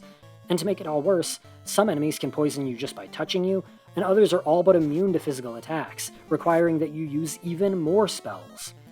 Poison can only be cured via the Pure spell, which the player isn't guaranteed to be able to afford at this point, or Pure Potions, which are finite and also cost precious gold. Clearing the Marsh Cave will likely take multiple trips, and considering the cave itself is quite the trek from the nearest inn, you will likely have to use up several healing items to save more walking. Unless, of course, you want to sacrifice more expensive tents and cabins to heal right on its doorstep. And the game's difficulty wouldn't be such an issue if, well, the game worked. About a third of the game's spells, equipment, etc. either don't work as intended or don't work at all, and it's incredible how little I'm exaggerating when I say this. Discussing all of it would likely be enough for an entirely new video on its own, so I'll try to rattle off the most notable examples as quickly as I can. There are several weapons in the game that are meant to have elements or species-specific properties, making them more effective against enemies of the appropriate type. This is balanced out by these weapons having fairly middling stats otherwise. However, these special properties don't actually work, so the weapons are completely useless. The expensive house item is meant to act as a portable inn, healing the party's HP and MP and allowing them to save. Now, it does do all that, just in the wrong order. It saves the game before it restores the party's MP, meaning if you use one and then turn off the game, you'll have wasted the item without actually recovering your MP. The only way around this is to immediately use a tent or cabin to save again after the house restores your MP. Critical hit rates don't work as intended at all. Each weapon is supposed to have a unique critical hit rate, but instead it's just programmed so that later game weapons will always have higher crit rates. This makes one particular sword useless, as it's meant to have low stats but an incredibly high crit rate, but it just doesn't. The monk actually gets his magic defense stat lowered when he's upgraded to a master. It's honestly not clear if this is intended or a bug. The mute spell is meant to make a character unable to cast spells, but for some reason it also makes you unable to use potions or items. The intelligence stat literally does nothing. The spells Temper, Saber, Lock, and Exfer literally do nothing. The Lock 2 spell works, but it does the opposite of what it's supposed to. The Run command is supposed to check the luck stat of the character making the attempt in order to determine success, but for some reason it checks the luck stat of your last two characters instead. There is at least one bug that works to the player's benefit. The Heal 3 spell recovers double the amount of HP it's meant to. They had to give us one at least, I guess. And those are just the ones I could easily sum up. If you really get into the nitty-gritty of the game, you'll find even more. And the worst part of this is, without someone pointing any of these bugs out, the player has no way of knowing they're even there. Glitchy games are still being sold today, sure, but at least bugs nowadays are obvious. Given the game's blunt nature and botched programming, most players may be tempted to just overcorrect by grinding out levels and gold for hours before making any significant trek. After all, saving can only be done at ends, and you don't want progress in a dungeon to be undone by one bad roll of the proverbial dice. This results in an experience that can seem pretty tedious, and it's a complaint you hear a lot with these older Final Fantasy games, that they're too grindy. And I can definitely understand why those people could come to that conclusion. Weapons and spells are all incredibly pricey once you're past the first 2 towns or so, and any random, unremarkable enemy encounter could potentially go south at a moment's notice. But the thing that I think people forget in light of how the genre is designed nowadays is that these old-school RPGs didn't expect you to be able to clear dungeons in a single go. Multiple trips are expected as you constantly return to town to heal up and save. Dungeons weren't just waypoints placed on a map out of obligation to the genre. They were a real risk, they were a venture, an ordeal that you were meant to approach with courage and with caution. To see what I mean, the next time you pick up one of these old Final Fantasy games, here's something you can do to make it way better. Don't do any grinding. Seriously. At any given point, just buy the most essential equipment and spells you can afford, and then head to wherever your next objective is. If and when your characters start to take a beating and run low on resources, turn back to the nearest inn. Use whatever gold you gained during the trip to buy anything you couldn't afford the first time, rest and save, and try again. In short, always at least make the attempt to move the story along, even if you may not make it in a single trip. Just walking in circles around each town until you've grinded out enough battles to afford everything will only serve to make the whole experience incredibly dull. If the game wants you to head to that cave, then goddammit head to the frickin' cave. This way, even though you are still technically spending around the same amount of time gathering gold and leveling up, it doesn't feel as long because you're doing so in a much more organic way and are always making at least some sort of progress. The game's dungeons are even designed to accommodate this style of play. Again, we use the Marsh Cave to illustrate. You enter the cave in the center of its winding first floor, with stairways at the north and south ends. Both paths lead to dead ends, both with plenty of treasures to collect, but only the south end contains the item you need to progress the story. No matter which path you choose to take first, you'll have to pass by the cave's entrance on your return trip to explore the other path, giving you the perfect opportunity to leave and rest up before clearing out the other side. Hell, the very fact that there are treasures in the Marsh Cave that require you to return later with the Mystic Key is a much more blatant way of telling the player that multiple trips per dungeon is actually the intention here. The Gurgu Volcano is another good example of this sort of dungeon design. It's 6 floors deep, but on each one, the entrance and exit are actually pretty close to one another. It's only when you decide to go after the treasures that the game makes you go off the beaten path. The first floor is just an empty crater, and the second is just a straight shot to the next floor, but with a bunch of loot in a winding room to the north that you can choose to completely ignore on return visits. There are 2 more floors that have no treasures at all, one of which is pretty much a straight-up maze, which in itself also lends itself to this multiple trips style of play, since you're more likely to remember the correct path on return visits. The final floor starts you off in the middle, with treasures and the boss scattered in the various corners, leaving you to decide to explore only the sections that matter to you at the moment. And all the while, the dungeon is strewn with these lava floors, which deal chip damage as you walk on them, but also remove the possibility of random encounters entirely. So it's up to you to decide which option would be less risky in the long run. The game is actively encouraging you to play the game in bursts like this, and to me, it honestly feels like the intended, and frankly much more fun way to play this game. Yeah, it can seem pretty grindy if you choose to grind, but if you just do what the game expects you to do instead and play it safe with your trips to and from each inn, suddenly it all starts to click a whole lot more. This risk-reward style of play is a big facet of the appeal of old-school RPGs. Is it a lot riskier to play the game like this? Yes, but is it much more engaging and entertaining than just walking in circles for hours at a time? Absolutely. There is unfortunately one pretty notable exception to this style of level design. The Ice Cave is on paper a pretty short dungeon, but the method of traversing it requires you to descend to the bottom floor by dropping down a one-way hole, and then find an alternate path back up to reach the item you need. From there, the only way out is to drop down into the bottom floor again and make your way up to the exit one more time. This means, yes, if you actually want the item you came here to get, you'll be required to traverse the bottom floor of the dungeon no less than twice on the same trip. While it is true that you can exit to rest and save just before grabbing the item and dropping down, it's the only dungeon in the game that doesn't allow for the sort of turn back whenever you want to style of play, as there are legitimate points of no return that get in the way of that. This is also before the party has access to the warp or exit spells. And to make it all worse, the dungeon is chock full of enemies that can cast petrification and instant death on you. Outside of the Marsh Cave, I'd say the Ice Cave is the most difficult portion of the game despite being one of the shortest. Avoiding game overs here is a total crapshoot, and the dungeon's design makes retreating to the nearest inn a lot less viable than any other point in the game, even the final dungeon.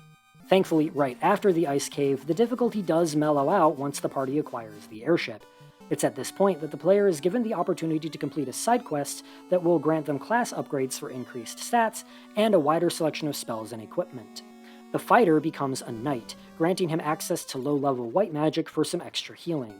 The white, black, and red mages become wizards, with a more robust and advanced spell selection and some new equipment. The thief receives the biggest boost from the class change, becoming a ninja, with a significantly larger pool of equipment and access to low-level black magic. In contrast, the monk receives almost no real advantages from the upgrade, but the monk is honestly so overpowered to begin with that he doesn't really need the boost anyway. In addition to the class upgrade, this is also the point in the game where the player starts finding equipment that can cast spells without the use of MP.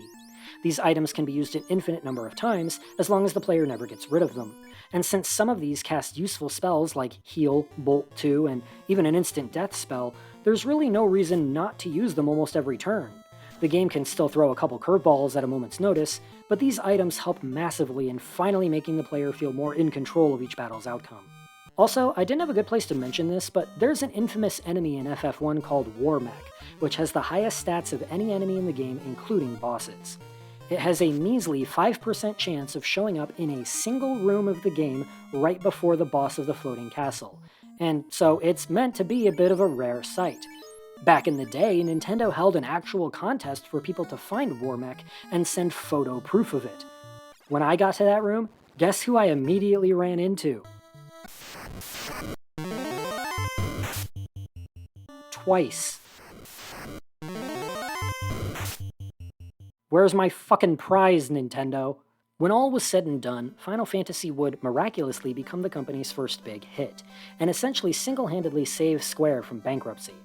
The game would be a big hit when it launched in Japan in 1987, although not quite as popular as Dragon Quest. And once it was released in North America in 1990, it would outsell both its Japanese counterpart and the American release of Dragon Quest, which actually kinda sorta flopped over here. In North America in particular, Final Fantasy was the first RPG to really stick, just a year after Nintendo had pushed so hard for the English release of Dragon Quest, or Dragon Warrior, rather.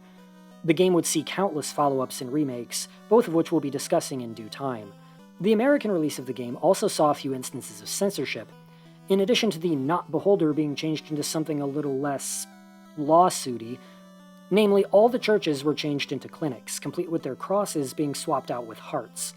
The localizers were seemingly also forbidden from directly referencing death, so the death spell had its name changed to Rub, which somehow sounds more suggestive, and Garland, rather humorously, threatens to knock us all down.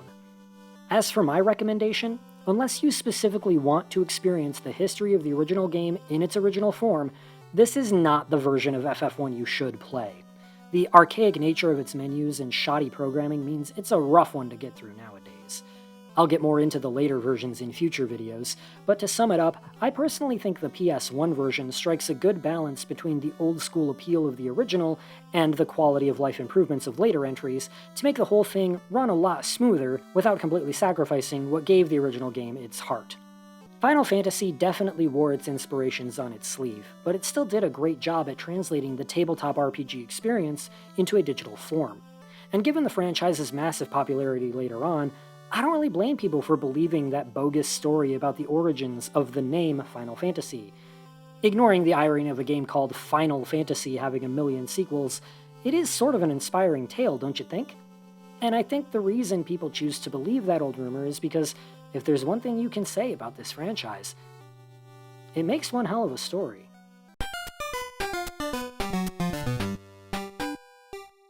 Did you know that there are 2 different games called Super Mario Bros. 2?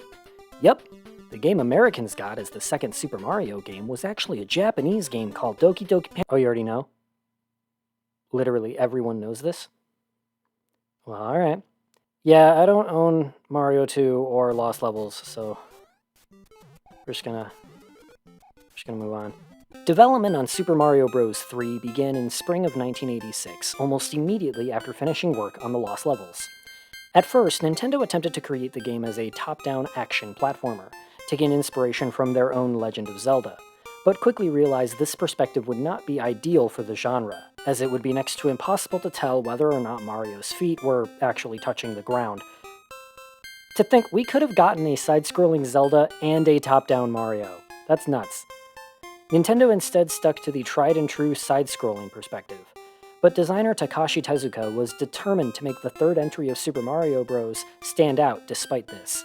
He didn't want the game to just be rearranged versions of existing stages like Lost Levels had been, and he was also set on overhauling the sprites and backgrounds to make the entire experience feel brand new.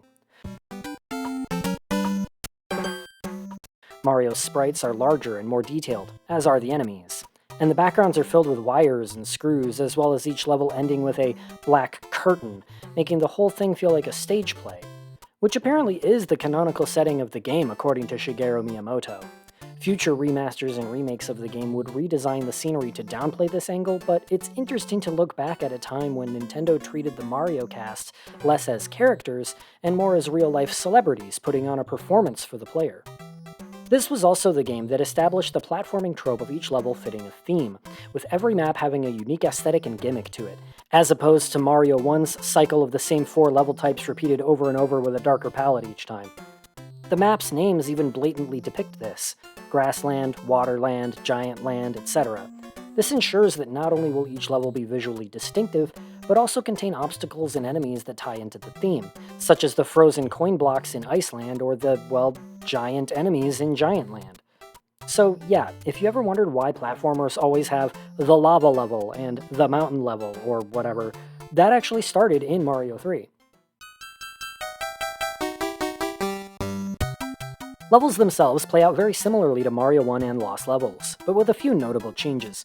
For one, the screen can scroll to the left now, giving you more room to play around with enemies and obstacles, as well as line up tricky jumps, assuming the level isn't an auto-scroller. Yeah, side effect of 80s game design is that developers hadn't yet learned that everybody hates auto-scroll levels. Mario also has a run meter, which fills as he manages to retain his max speed, and at its fullest, Mario's jump is enhanced, giving him more height and distance. By pairing this with either of the new Raccoon or Tanuki suit power-ups, Mario will be able to fly, which can be used to bypass large segments of levels entirely when used correctly. Speaking of power-ups, there are way more of those this time around. There's the returning Super Mushrooms and Fire Flowers, and the aforementioned Raccoon and Tanuki suits, the latter being similar to the former but with the added ability to become impervious to damage for a few seconds. There's also the Frog suit, which limits Mario's movement on land but greatly improves it when in the water. and the Hammer Suit, which turns Mario into a Hammer Bro, allowing me to finally give the game a taste of its own damn medicine. Oh, shit. There's also the Karibo Shoe, a power-up you can receive by defeating a specific type of enemy, which allows Mario to cross treacherous terrain without taking damage, as well as the P-Wing, which keeps Mario's run meter full, allowing him to take flight at any time, but it will still be lost upon taking damage like any other power-up, meaning you still have to be careful. The P-Wing is a limited power-up that is hidden at certain points on each map, making each use of it a strategic decision.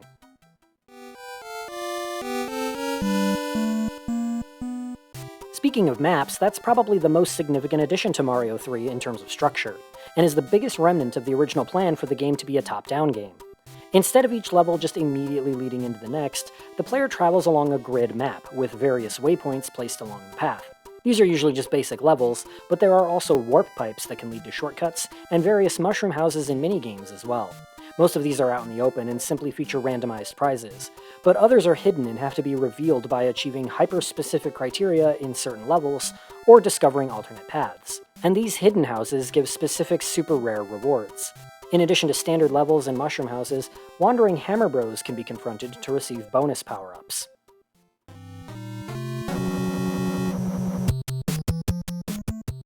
Another major upgrade to Mario 3 is the player's ability to collect power-ups. Like, literally collect them. The player has an inventory of around 15 or so items that they can carry, which can be activated on the map to grant Mario power-ups on command or unlock new areas on the map. Activating a power-up simply grants Mario that power-up for the next level he enters, including the Power Star, which allows the player to start a level with a few seconds of invincibility. The Cloud power-up allows the player to skip one level, the Hammer allows you to break rock barricades on the map, the Anchor keeps the boss's airship from changing location should you lose a life there, and the Warp Whistle allows you to warp to a new map entirely, but no more than 2 maps ahead. And gee, doesn't that whistle sound familiar?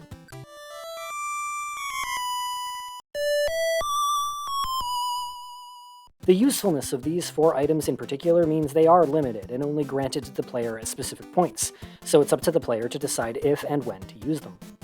Losing a life in a level will boot you back to the world map, and any Hammer Bros still remaining will shift position as usual, but there are otherwise no real penalties for losing a life. And with the ability to activate power-ups before entering each level, Mario 3 ends up being quite a bit friendlier in terms of difficulty. There definitely seem to be a lot fewer unfair deaths this time around at least. Combine this with a much more impressive presentation, and you have one of the most purely enjoyable Mario games out there. And indeed, Super Mario Bros. 3 took the world by storm upon its launch in 1988. Hype for the game was massive. It was easily the most anticipated game ever released up to that point. And even today, it's still held up as one of the greatest platformers ever made. It established the formula that 2D Mario still adhere to even today, via the new Super Mario Bros. Series. Debates still rage about whether Mario 3 is the best Mario game, period. And apologies to those people, but I am a Mario World stan through and through. The groundwork laid by Mario 3 continues to be felt in platformers to this very day, and its impact on the gaming scene can't be overstated. Super Mario Bros. 3 is a monument not only to Mario, not only to Nintendo, and not only to platformers, but to gaming entirely.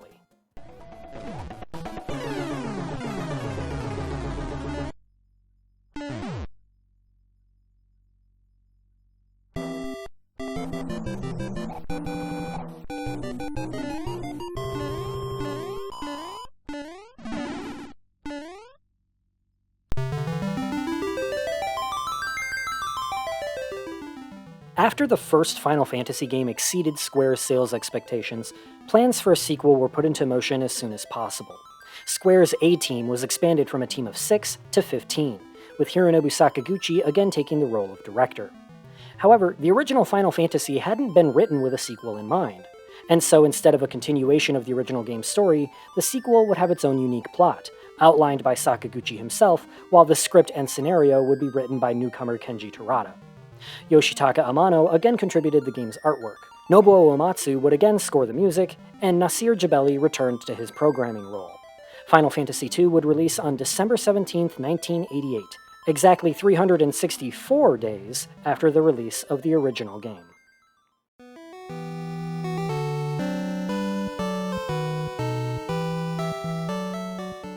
Final Fantasy II would place much larger emphasis on its story, world, and characters than the first game did.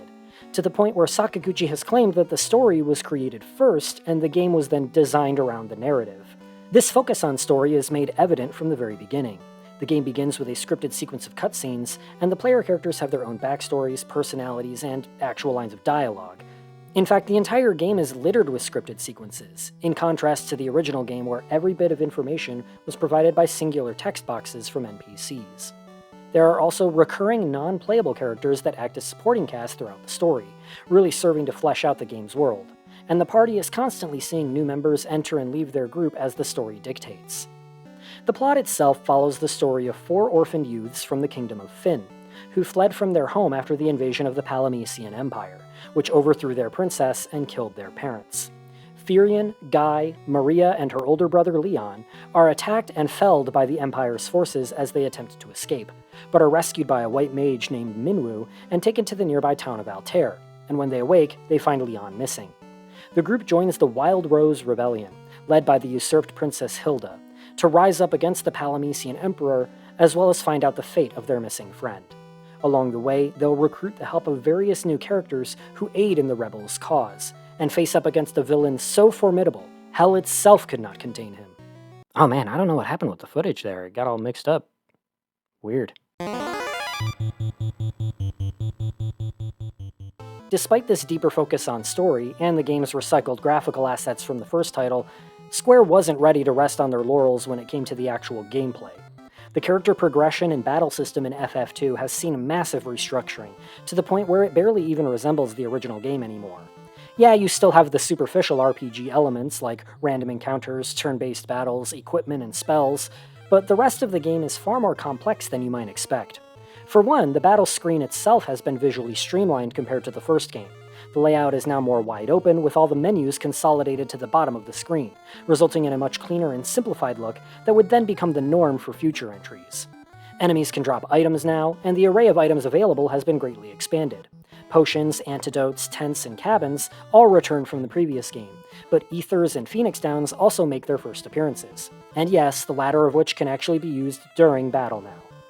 There are specific items to cure every individual status ailment in the game, as well as what I like to call spell-in-a-bottle items, which allow the player to cast powerful spells for free one time only.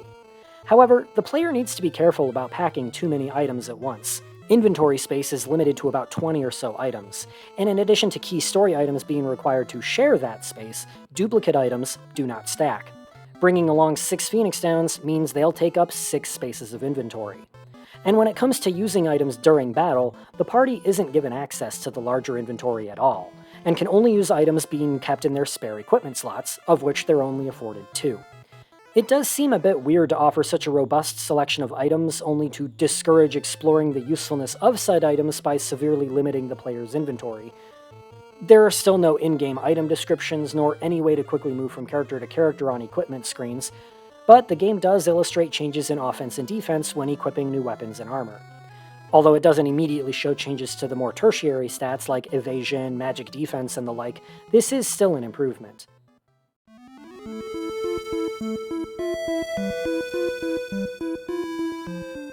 In terms of structure, the emphasis on story means the player is given clear direction for most of the game, and a new keyword system has the player learning important phrases and repeating them back to specific NPCs to unveil more of the plot. Saving can now be done anytime on the world map, and you can have multiple save files now, that's always nice. You can still open a world map by pressing B and select, and yeah, this globe thing is an impressive graphical effect for the NES, but it sucks. I mean, look at it. Dungeon design is also a lot less conducive for backtracking than in the first game, but I'm willing to forgive this because the player has access to the warp and exit spells from very early on. The only times where the dungeon design becomes a real issue is the handful of instances where warp and exit cannot be used, and that's usually for story-related reasons. The dungeons also have a habit of sticking multiple choice doors in your path, with most of them leading to dead-end rooms with increased encounter rates against typically tougher enemies. But it doesn't spawn you in the room next to the door you just entered. No, it drops you right in the middle. So you can imagine how easy it is to get caught in a fight you weren't ready for, and not a single dungeon in the game is spared of these stupid multiple choice doors.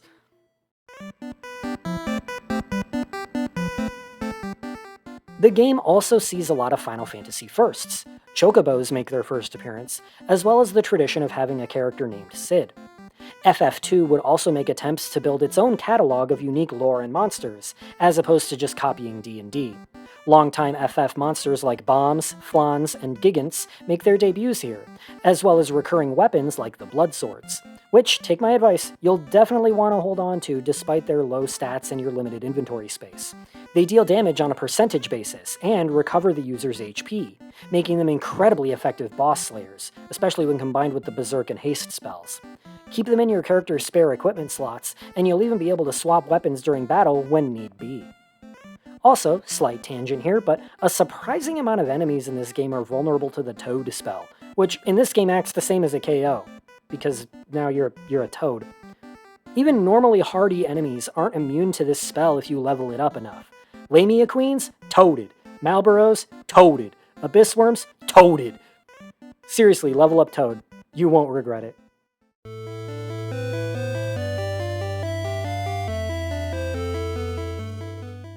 Characters still don't auto-retarget in battle upon an enemy's death, but several changes have been made to the battle system. For one, character order has been replaced with a front row, back row system, with characters in the back row being protected from any close-range weaponry or attacks, while also being unable to use close-range weapons or attacks. The party's max HP has been upped from triple to quadruple digits, and MP has been reworked completely. Rather than the Vancian system from the first game, each character now just has a singular MP pool for casting spells, like in later entries. Spells also level up to a maximum of 16 with repeated use, increasing their overall usefulness, with each spell's MP cost being equal to its current level. And this brings me to the most controversial aspect of FF2's gameplay. Final Fantasy II ditches character EXP entirely, instead opting for a system wherein characters become more proficient with whatever abilities and weapons they use the most. Where FF1 had the player choosing their classes and specialties right at the start, every character in FF2 begins as essentially a blank slate, capable of equipping any weapon or piece of armor they want and learning any spell available. Similar to how spells level up, repeated use of a weapon or shield will increase the character's proficiency with said weapon or shield. And this also carries over to general stats. If a character spends most of their time attacking physically, their strength stat will see gradual boosts. If a character is constantly being hit, their defense will improve. If a character spends most of their time casting white magic, their spirit stat will increase. Likewise with black magic and the intelligence stat. If a character spends over a quarter of their total MP in a single fight, there's a chance that their MP total will increase. Certain stats are also opposed to one another, creating a sort of seesaw effect. If one stat goes up, there's a good chance the opposite stat will go down.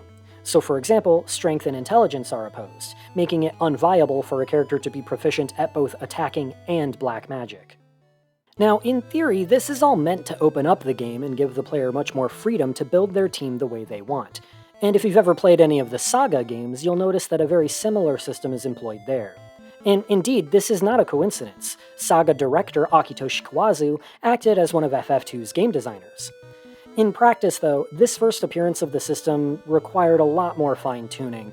For instance, if you want to increase your max MP, your character is going to have to cast enough spells in one battle to use up at least a quarter of their total to even have a chance of that number being increased. This is the same for leveling up spells as a whole. You need to repeatedly cast the same spell over and over in order to power it up, meaning a lot of turns are going to be spent casting spells you don't actually need to use. And believe me, you'll need to level up those spells. For example, the Estina spell can only heal certain status effects once it reaches certain levels, so it's a spell you desperately want to have leveled up ahead of time.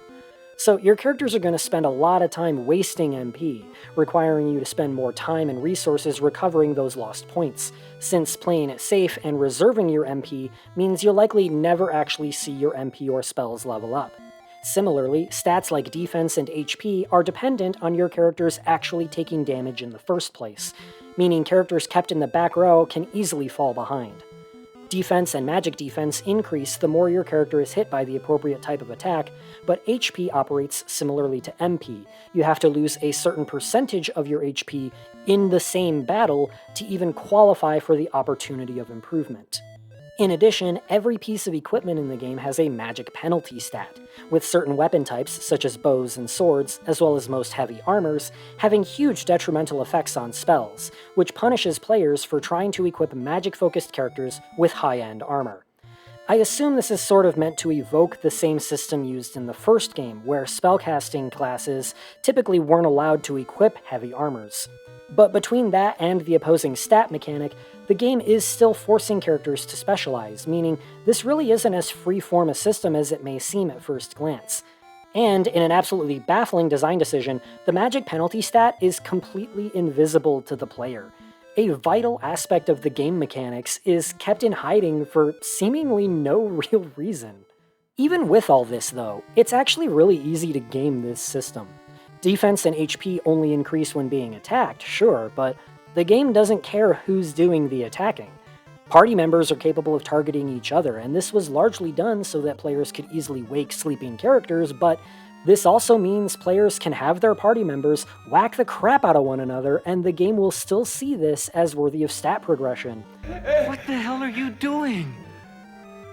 I'm kicking my ass! Do you mind? In addition, due to a programming oversight, if the player cancels a previously confirmed action, the game still logs the action as having been performed, allowing the player to artificially raise spell and weapon levels by just repeatedly confirming and canceling actions over and over. True, this is probably the single most tedious way to play this game, but the fact that it can be done at all means that FF2's system manages to be somehow incredibly unfair to the player and laughably easy to exploit all at once. And at the end of the day, how do you balance a game where the player can be either hopelessly underleveled or hideously overpowered at any given point? I appreciate Square's willingness to experiment, and the simple fact that this system spawned an entirely separate franchise shows that the potential was there. But Final Fantasy II is easily my least favorite of the franchise in terms of raw gameplay. That the game opens up with a scripted battle sequence wherein the player's party is helplessly defeated in a single turn is a hilariously apt and prophetic first impression. Even just doing a casual playthrough of this game to collect footage for this video ended up really trying my patience. The game is frankly just no goddamn fun, and it's probably the only mainline numbered Final Fantasy entry that I would recommend completely skipping.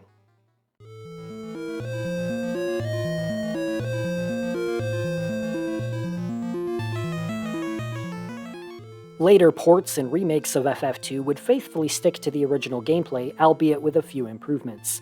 It can't be exploited anymore for one thing, but the opposing stat mechanic was eventually removed, and spells and weapons now level up at a quicker pace. Later releases also fix a few of the original's bugs, which thankfully were less numerous than FF1's bugs, but still. The Pixel remaster even finally made the magic penalty stat a visible value now. Hey, it only took them 30 years. Even with all the changes the later re-releases made, I'd still say it's not really worth it, but if you insist on trying this game in some form, just avoid the NES release at all costs. There's no reason to play this version outside of its historical value. Final Fantasy II in its original form was never released outside of Japan. So yes, that means I'm technically breaking the rules of my own list since I don't actually own a copy of this game. I'm playing an unofficial fan translation on an emulator. But I'm an FF fanboy, and I wanted to play every numbered entry, so you'll just have to forgive me.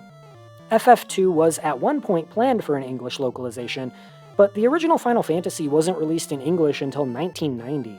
By then, Final Fantasy III was already out in Japan, and the Super Nintendo and Final Fantasy IV were on the horizon. Work on an English release of FF2, given the subtitle Dark Shadow over Palakia, was begun and planned for a 1991 release. But Nintendo of America apparently felt it better worth their time to focus on getting the fresher, more impressive Final Fantasy IV localized instead.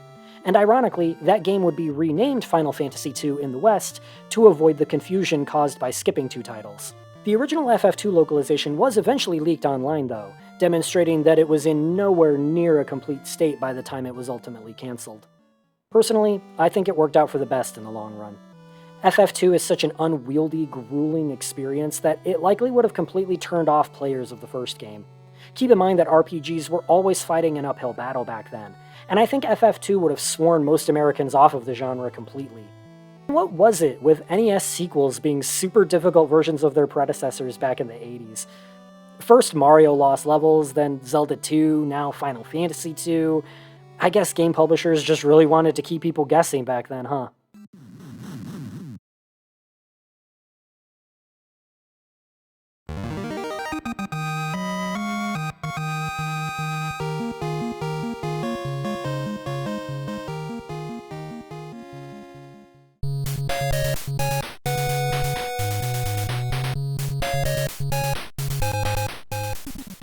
Upon the release of the first Mega Man in 1987, sales were not incredibly impressive.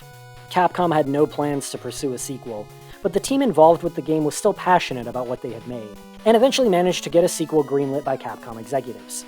On one condition, that is. They had to work on the game in tandem with their currently assigned projects. There could not be any delays on games currently being developed. The team reportedly worked 20-hour days, often staying at the office overnight to moonlight on this project. Capcom would invite fans to submit ideas for the sequel's boss characters, and the team would receive well over 8,000 submissions. The final winning designs were slightly tweaked by the team, and they would also revisit several ideas that had to be cut from the first game.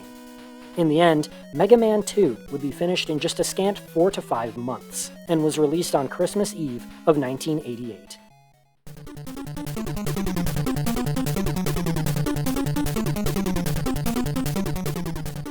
The story of Mega Man 2 sees the returning Dr. Wily escaping his confinement and creating 8 new Robot Masters with which to take his revenge on Dr. Light and Mega Man.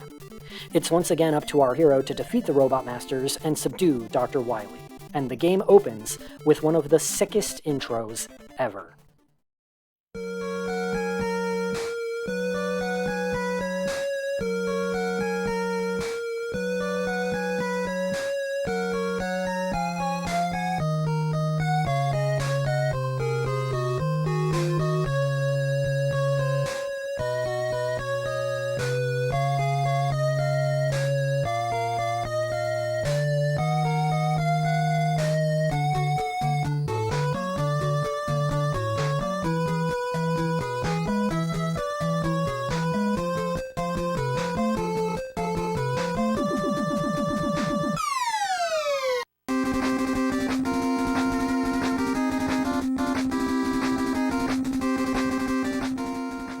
It's brilliant, elegant, simple, yet triumphant, exhilarating. The reprise of the ending theme from the first game sets the mood, as the camera pans up the side of a massive skyscraper to eventually reveal the main character in all his glory, just as the music transitions into a new high-energy theme that would soon become an iconic staple of the franchise. And there's Mega Man, standing confident atop the building, helmetless, his hair blowing dramatically in the wind, ready for action.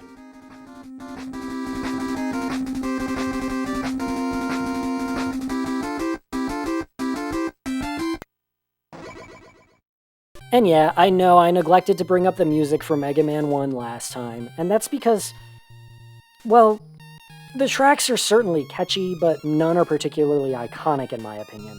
Though I am rather fond of Elecman's theme, that might just be because it was later blatantly plagiarized in a Digimon game.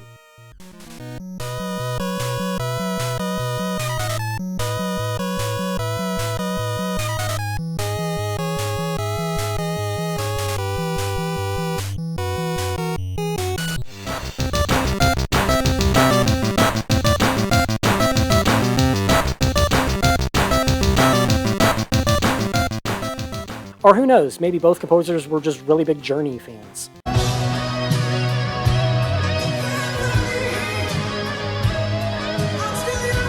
Mega Man 2, though, this is easily one of the best soundtracks in the series. In addition to the excellent new opening theme, 2 tracks in particular, Wily Stage 1 and Airman, became instant classics, even spawning meme remixes like Okusen Man and I Can't Defeat Airman.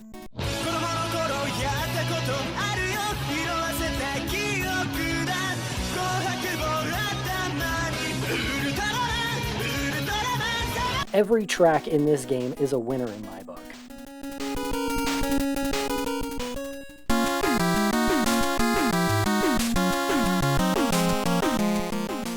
Classic Mega Man games are often criticized for being samey, feeling like assembly line sequels ad-libbed onto slightly different packages year after year.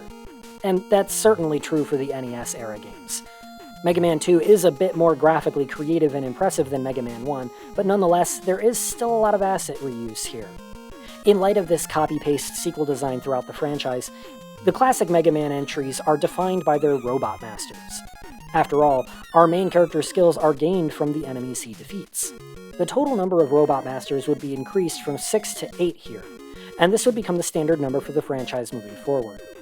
Narratively, the choice to have these Robot Masters be created by Wily himself allows the game designers more freedom to explore whatever crazy boss ideas they may have.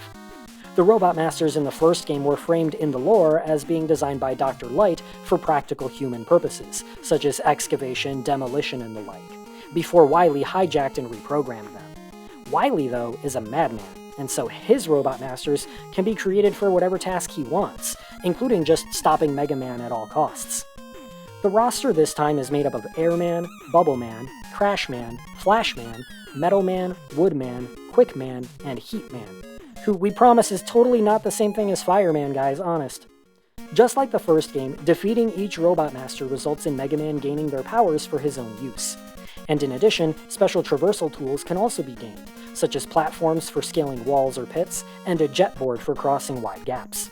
These items were reportedly added to the sequel in response to criticisms of the first game's high difficulty, but they still use limited ammo just like the Robot Master weapons, and so they can't be easily abused. The weapons in Mega Man 2 are overall better than Mega Man 1, but they can also be hilariously unbalanced for the opposite reason as the last game. The Metal Blade in particular is, without question, the most abusable Robot Master weapon in the classic series. They can be fired in 8 directions, travel through most walls, they can be fired rapidly, their ammo consumption is paltry, and most enemies in Mega Man 2 are weak to them. Heck, half of the Robot Masters themselves fall victim to this weapon, including Metal Man himself, which turns the rock, paper, scissors boss progression from the first game into more of a sprawling web than a strict loop. There's really no reason not to start every run of the game with defeating Metal Man, since from there, Woodman, Bubbleman, and Flashman are all made viable targets. Aside from Metal Blades, there are other good weapons in this game, like the Quick Boomerang, Crash Bomb, and even Leaf Shield. But Metal Blades are so ridiculously reliable, there's really little reason to experiment with anything else.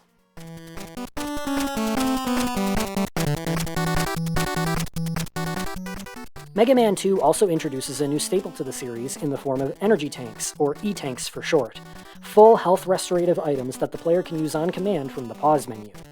These are located in set locations throughout the game, and the player can stockpile up to 4 of them at once. Unfortunately, although they can be preserved using passwords— oh yeah, by the way, the game has passwords now— E-tanks aren't retained if the player gets a game over, which can be incredibly annoying once the player reaches the endgame because the Wily Fortress levels in Mega Man 2 are fucking terrible.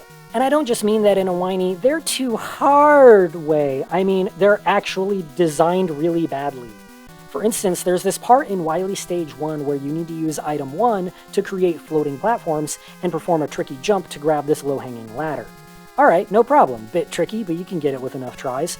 But if you die to the boss afterwards, the checkpoint places you before this hanging ladder, and since your ammo isn't replenished upon losing a life, you can easily find yourself completely out of Item 1 ammo and thus unable to progress with no convenient method to replenish your ammo. But I can deal with checkpoints being placed too far apart, despite every other level placing checkpoints just before each boss. I can deal with the falling tunnel lined with insta-death spikes. There were plenty of tricky moments in the game before this. Heatman's disappearing blocks and especially Quickman's instant death lasers come to mind. What I can't deal with is an absolutely obnoxiously designed puzzle boss placed 4 levels into a 6-stage gauntlet where failing even once means you literally won't have enough ammo to defeat them the next time. The boss in question is the Boo Beam Trap, a group of wall-mounted turrets protected by reinforced walls, and both the turrets and walls are only vulnerable to a single weapon, the Crash Bombs. Problem is, even if you enter the boss arena with full Crash Bomb ammo, you'll need to use every last shot to win, and that includes landing a trick shot to destroy at least 1 wall and 1 turret with the same bomb. If you screw up and run out of Crash Bombs, you become unable to win this fight, as the boss isn't vulnerable to any other weapon. There isn't any reasonably quick way to replenish your ammo should you die, so even though any destroyed walls will remain so if you lose a life, assuming it wasn't a game over, it isn't exactly easy to replenish your crash bomb ammo for the second attempt. It's honestly faster to lose your lives and get a game over on purpose, thus losing any E-tanks you had, by the way, just so you can start the level over with full ammo. Sorry, better luck next time. It's just such a pain in the ass for no reason. The boss itself isn't hard. It follows a predictable attack pattern and each turret dies in one shot. It's just that the level designers didn't account for how much crash bomb ammo the player can actually carry when they decided on the number of targets. And God forbid the player use even a single crash bomb before getting to the boss. Adding to all this frustration is the simple fact that all 6 Wily levels have to be done in a single sitting, or else all progress in them is lost. And so with every game over the player receives from that point, they have the choice of either using a password save to start from the beginning with their E-tanks intact, or just accept the loss of their E-tanks and soldier on without the backup health supply. Once you're past the Boo Beam trap, all that's left is the Robot Master rematches, which mercifully drop health recoveries upon defeat, and the battles with Wily. None of those are overly difficult, thankfully, but the Boo Beam trap left such a bad taste in my mouth that my patience was already far past its limits by then.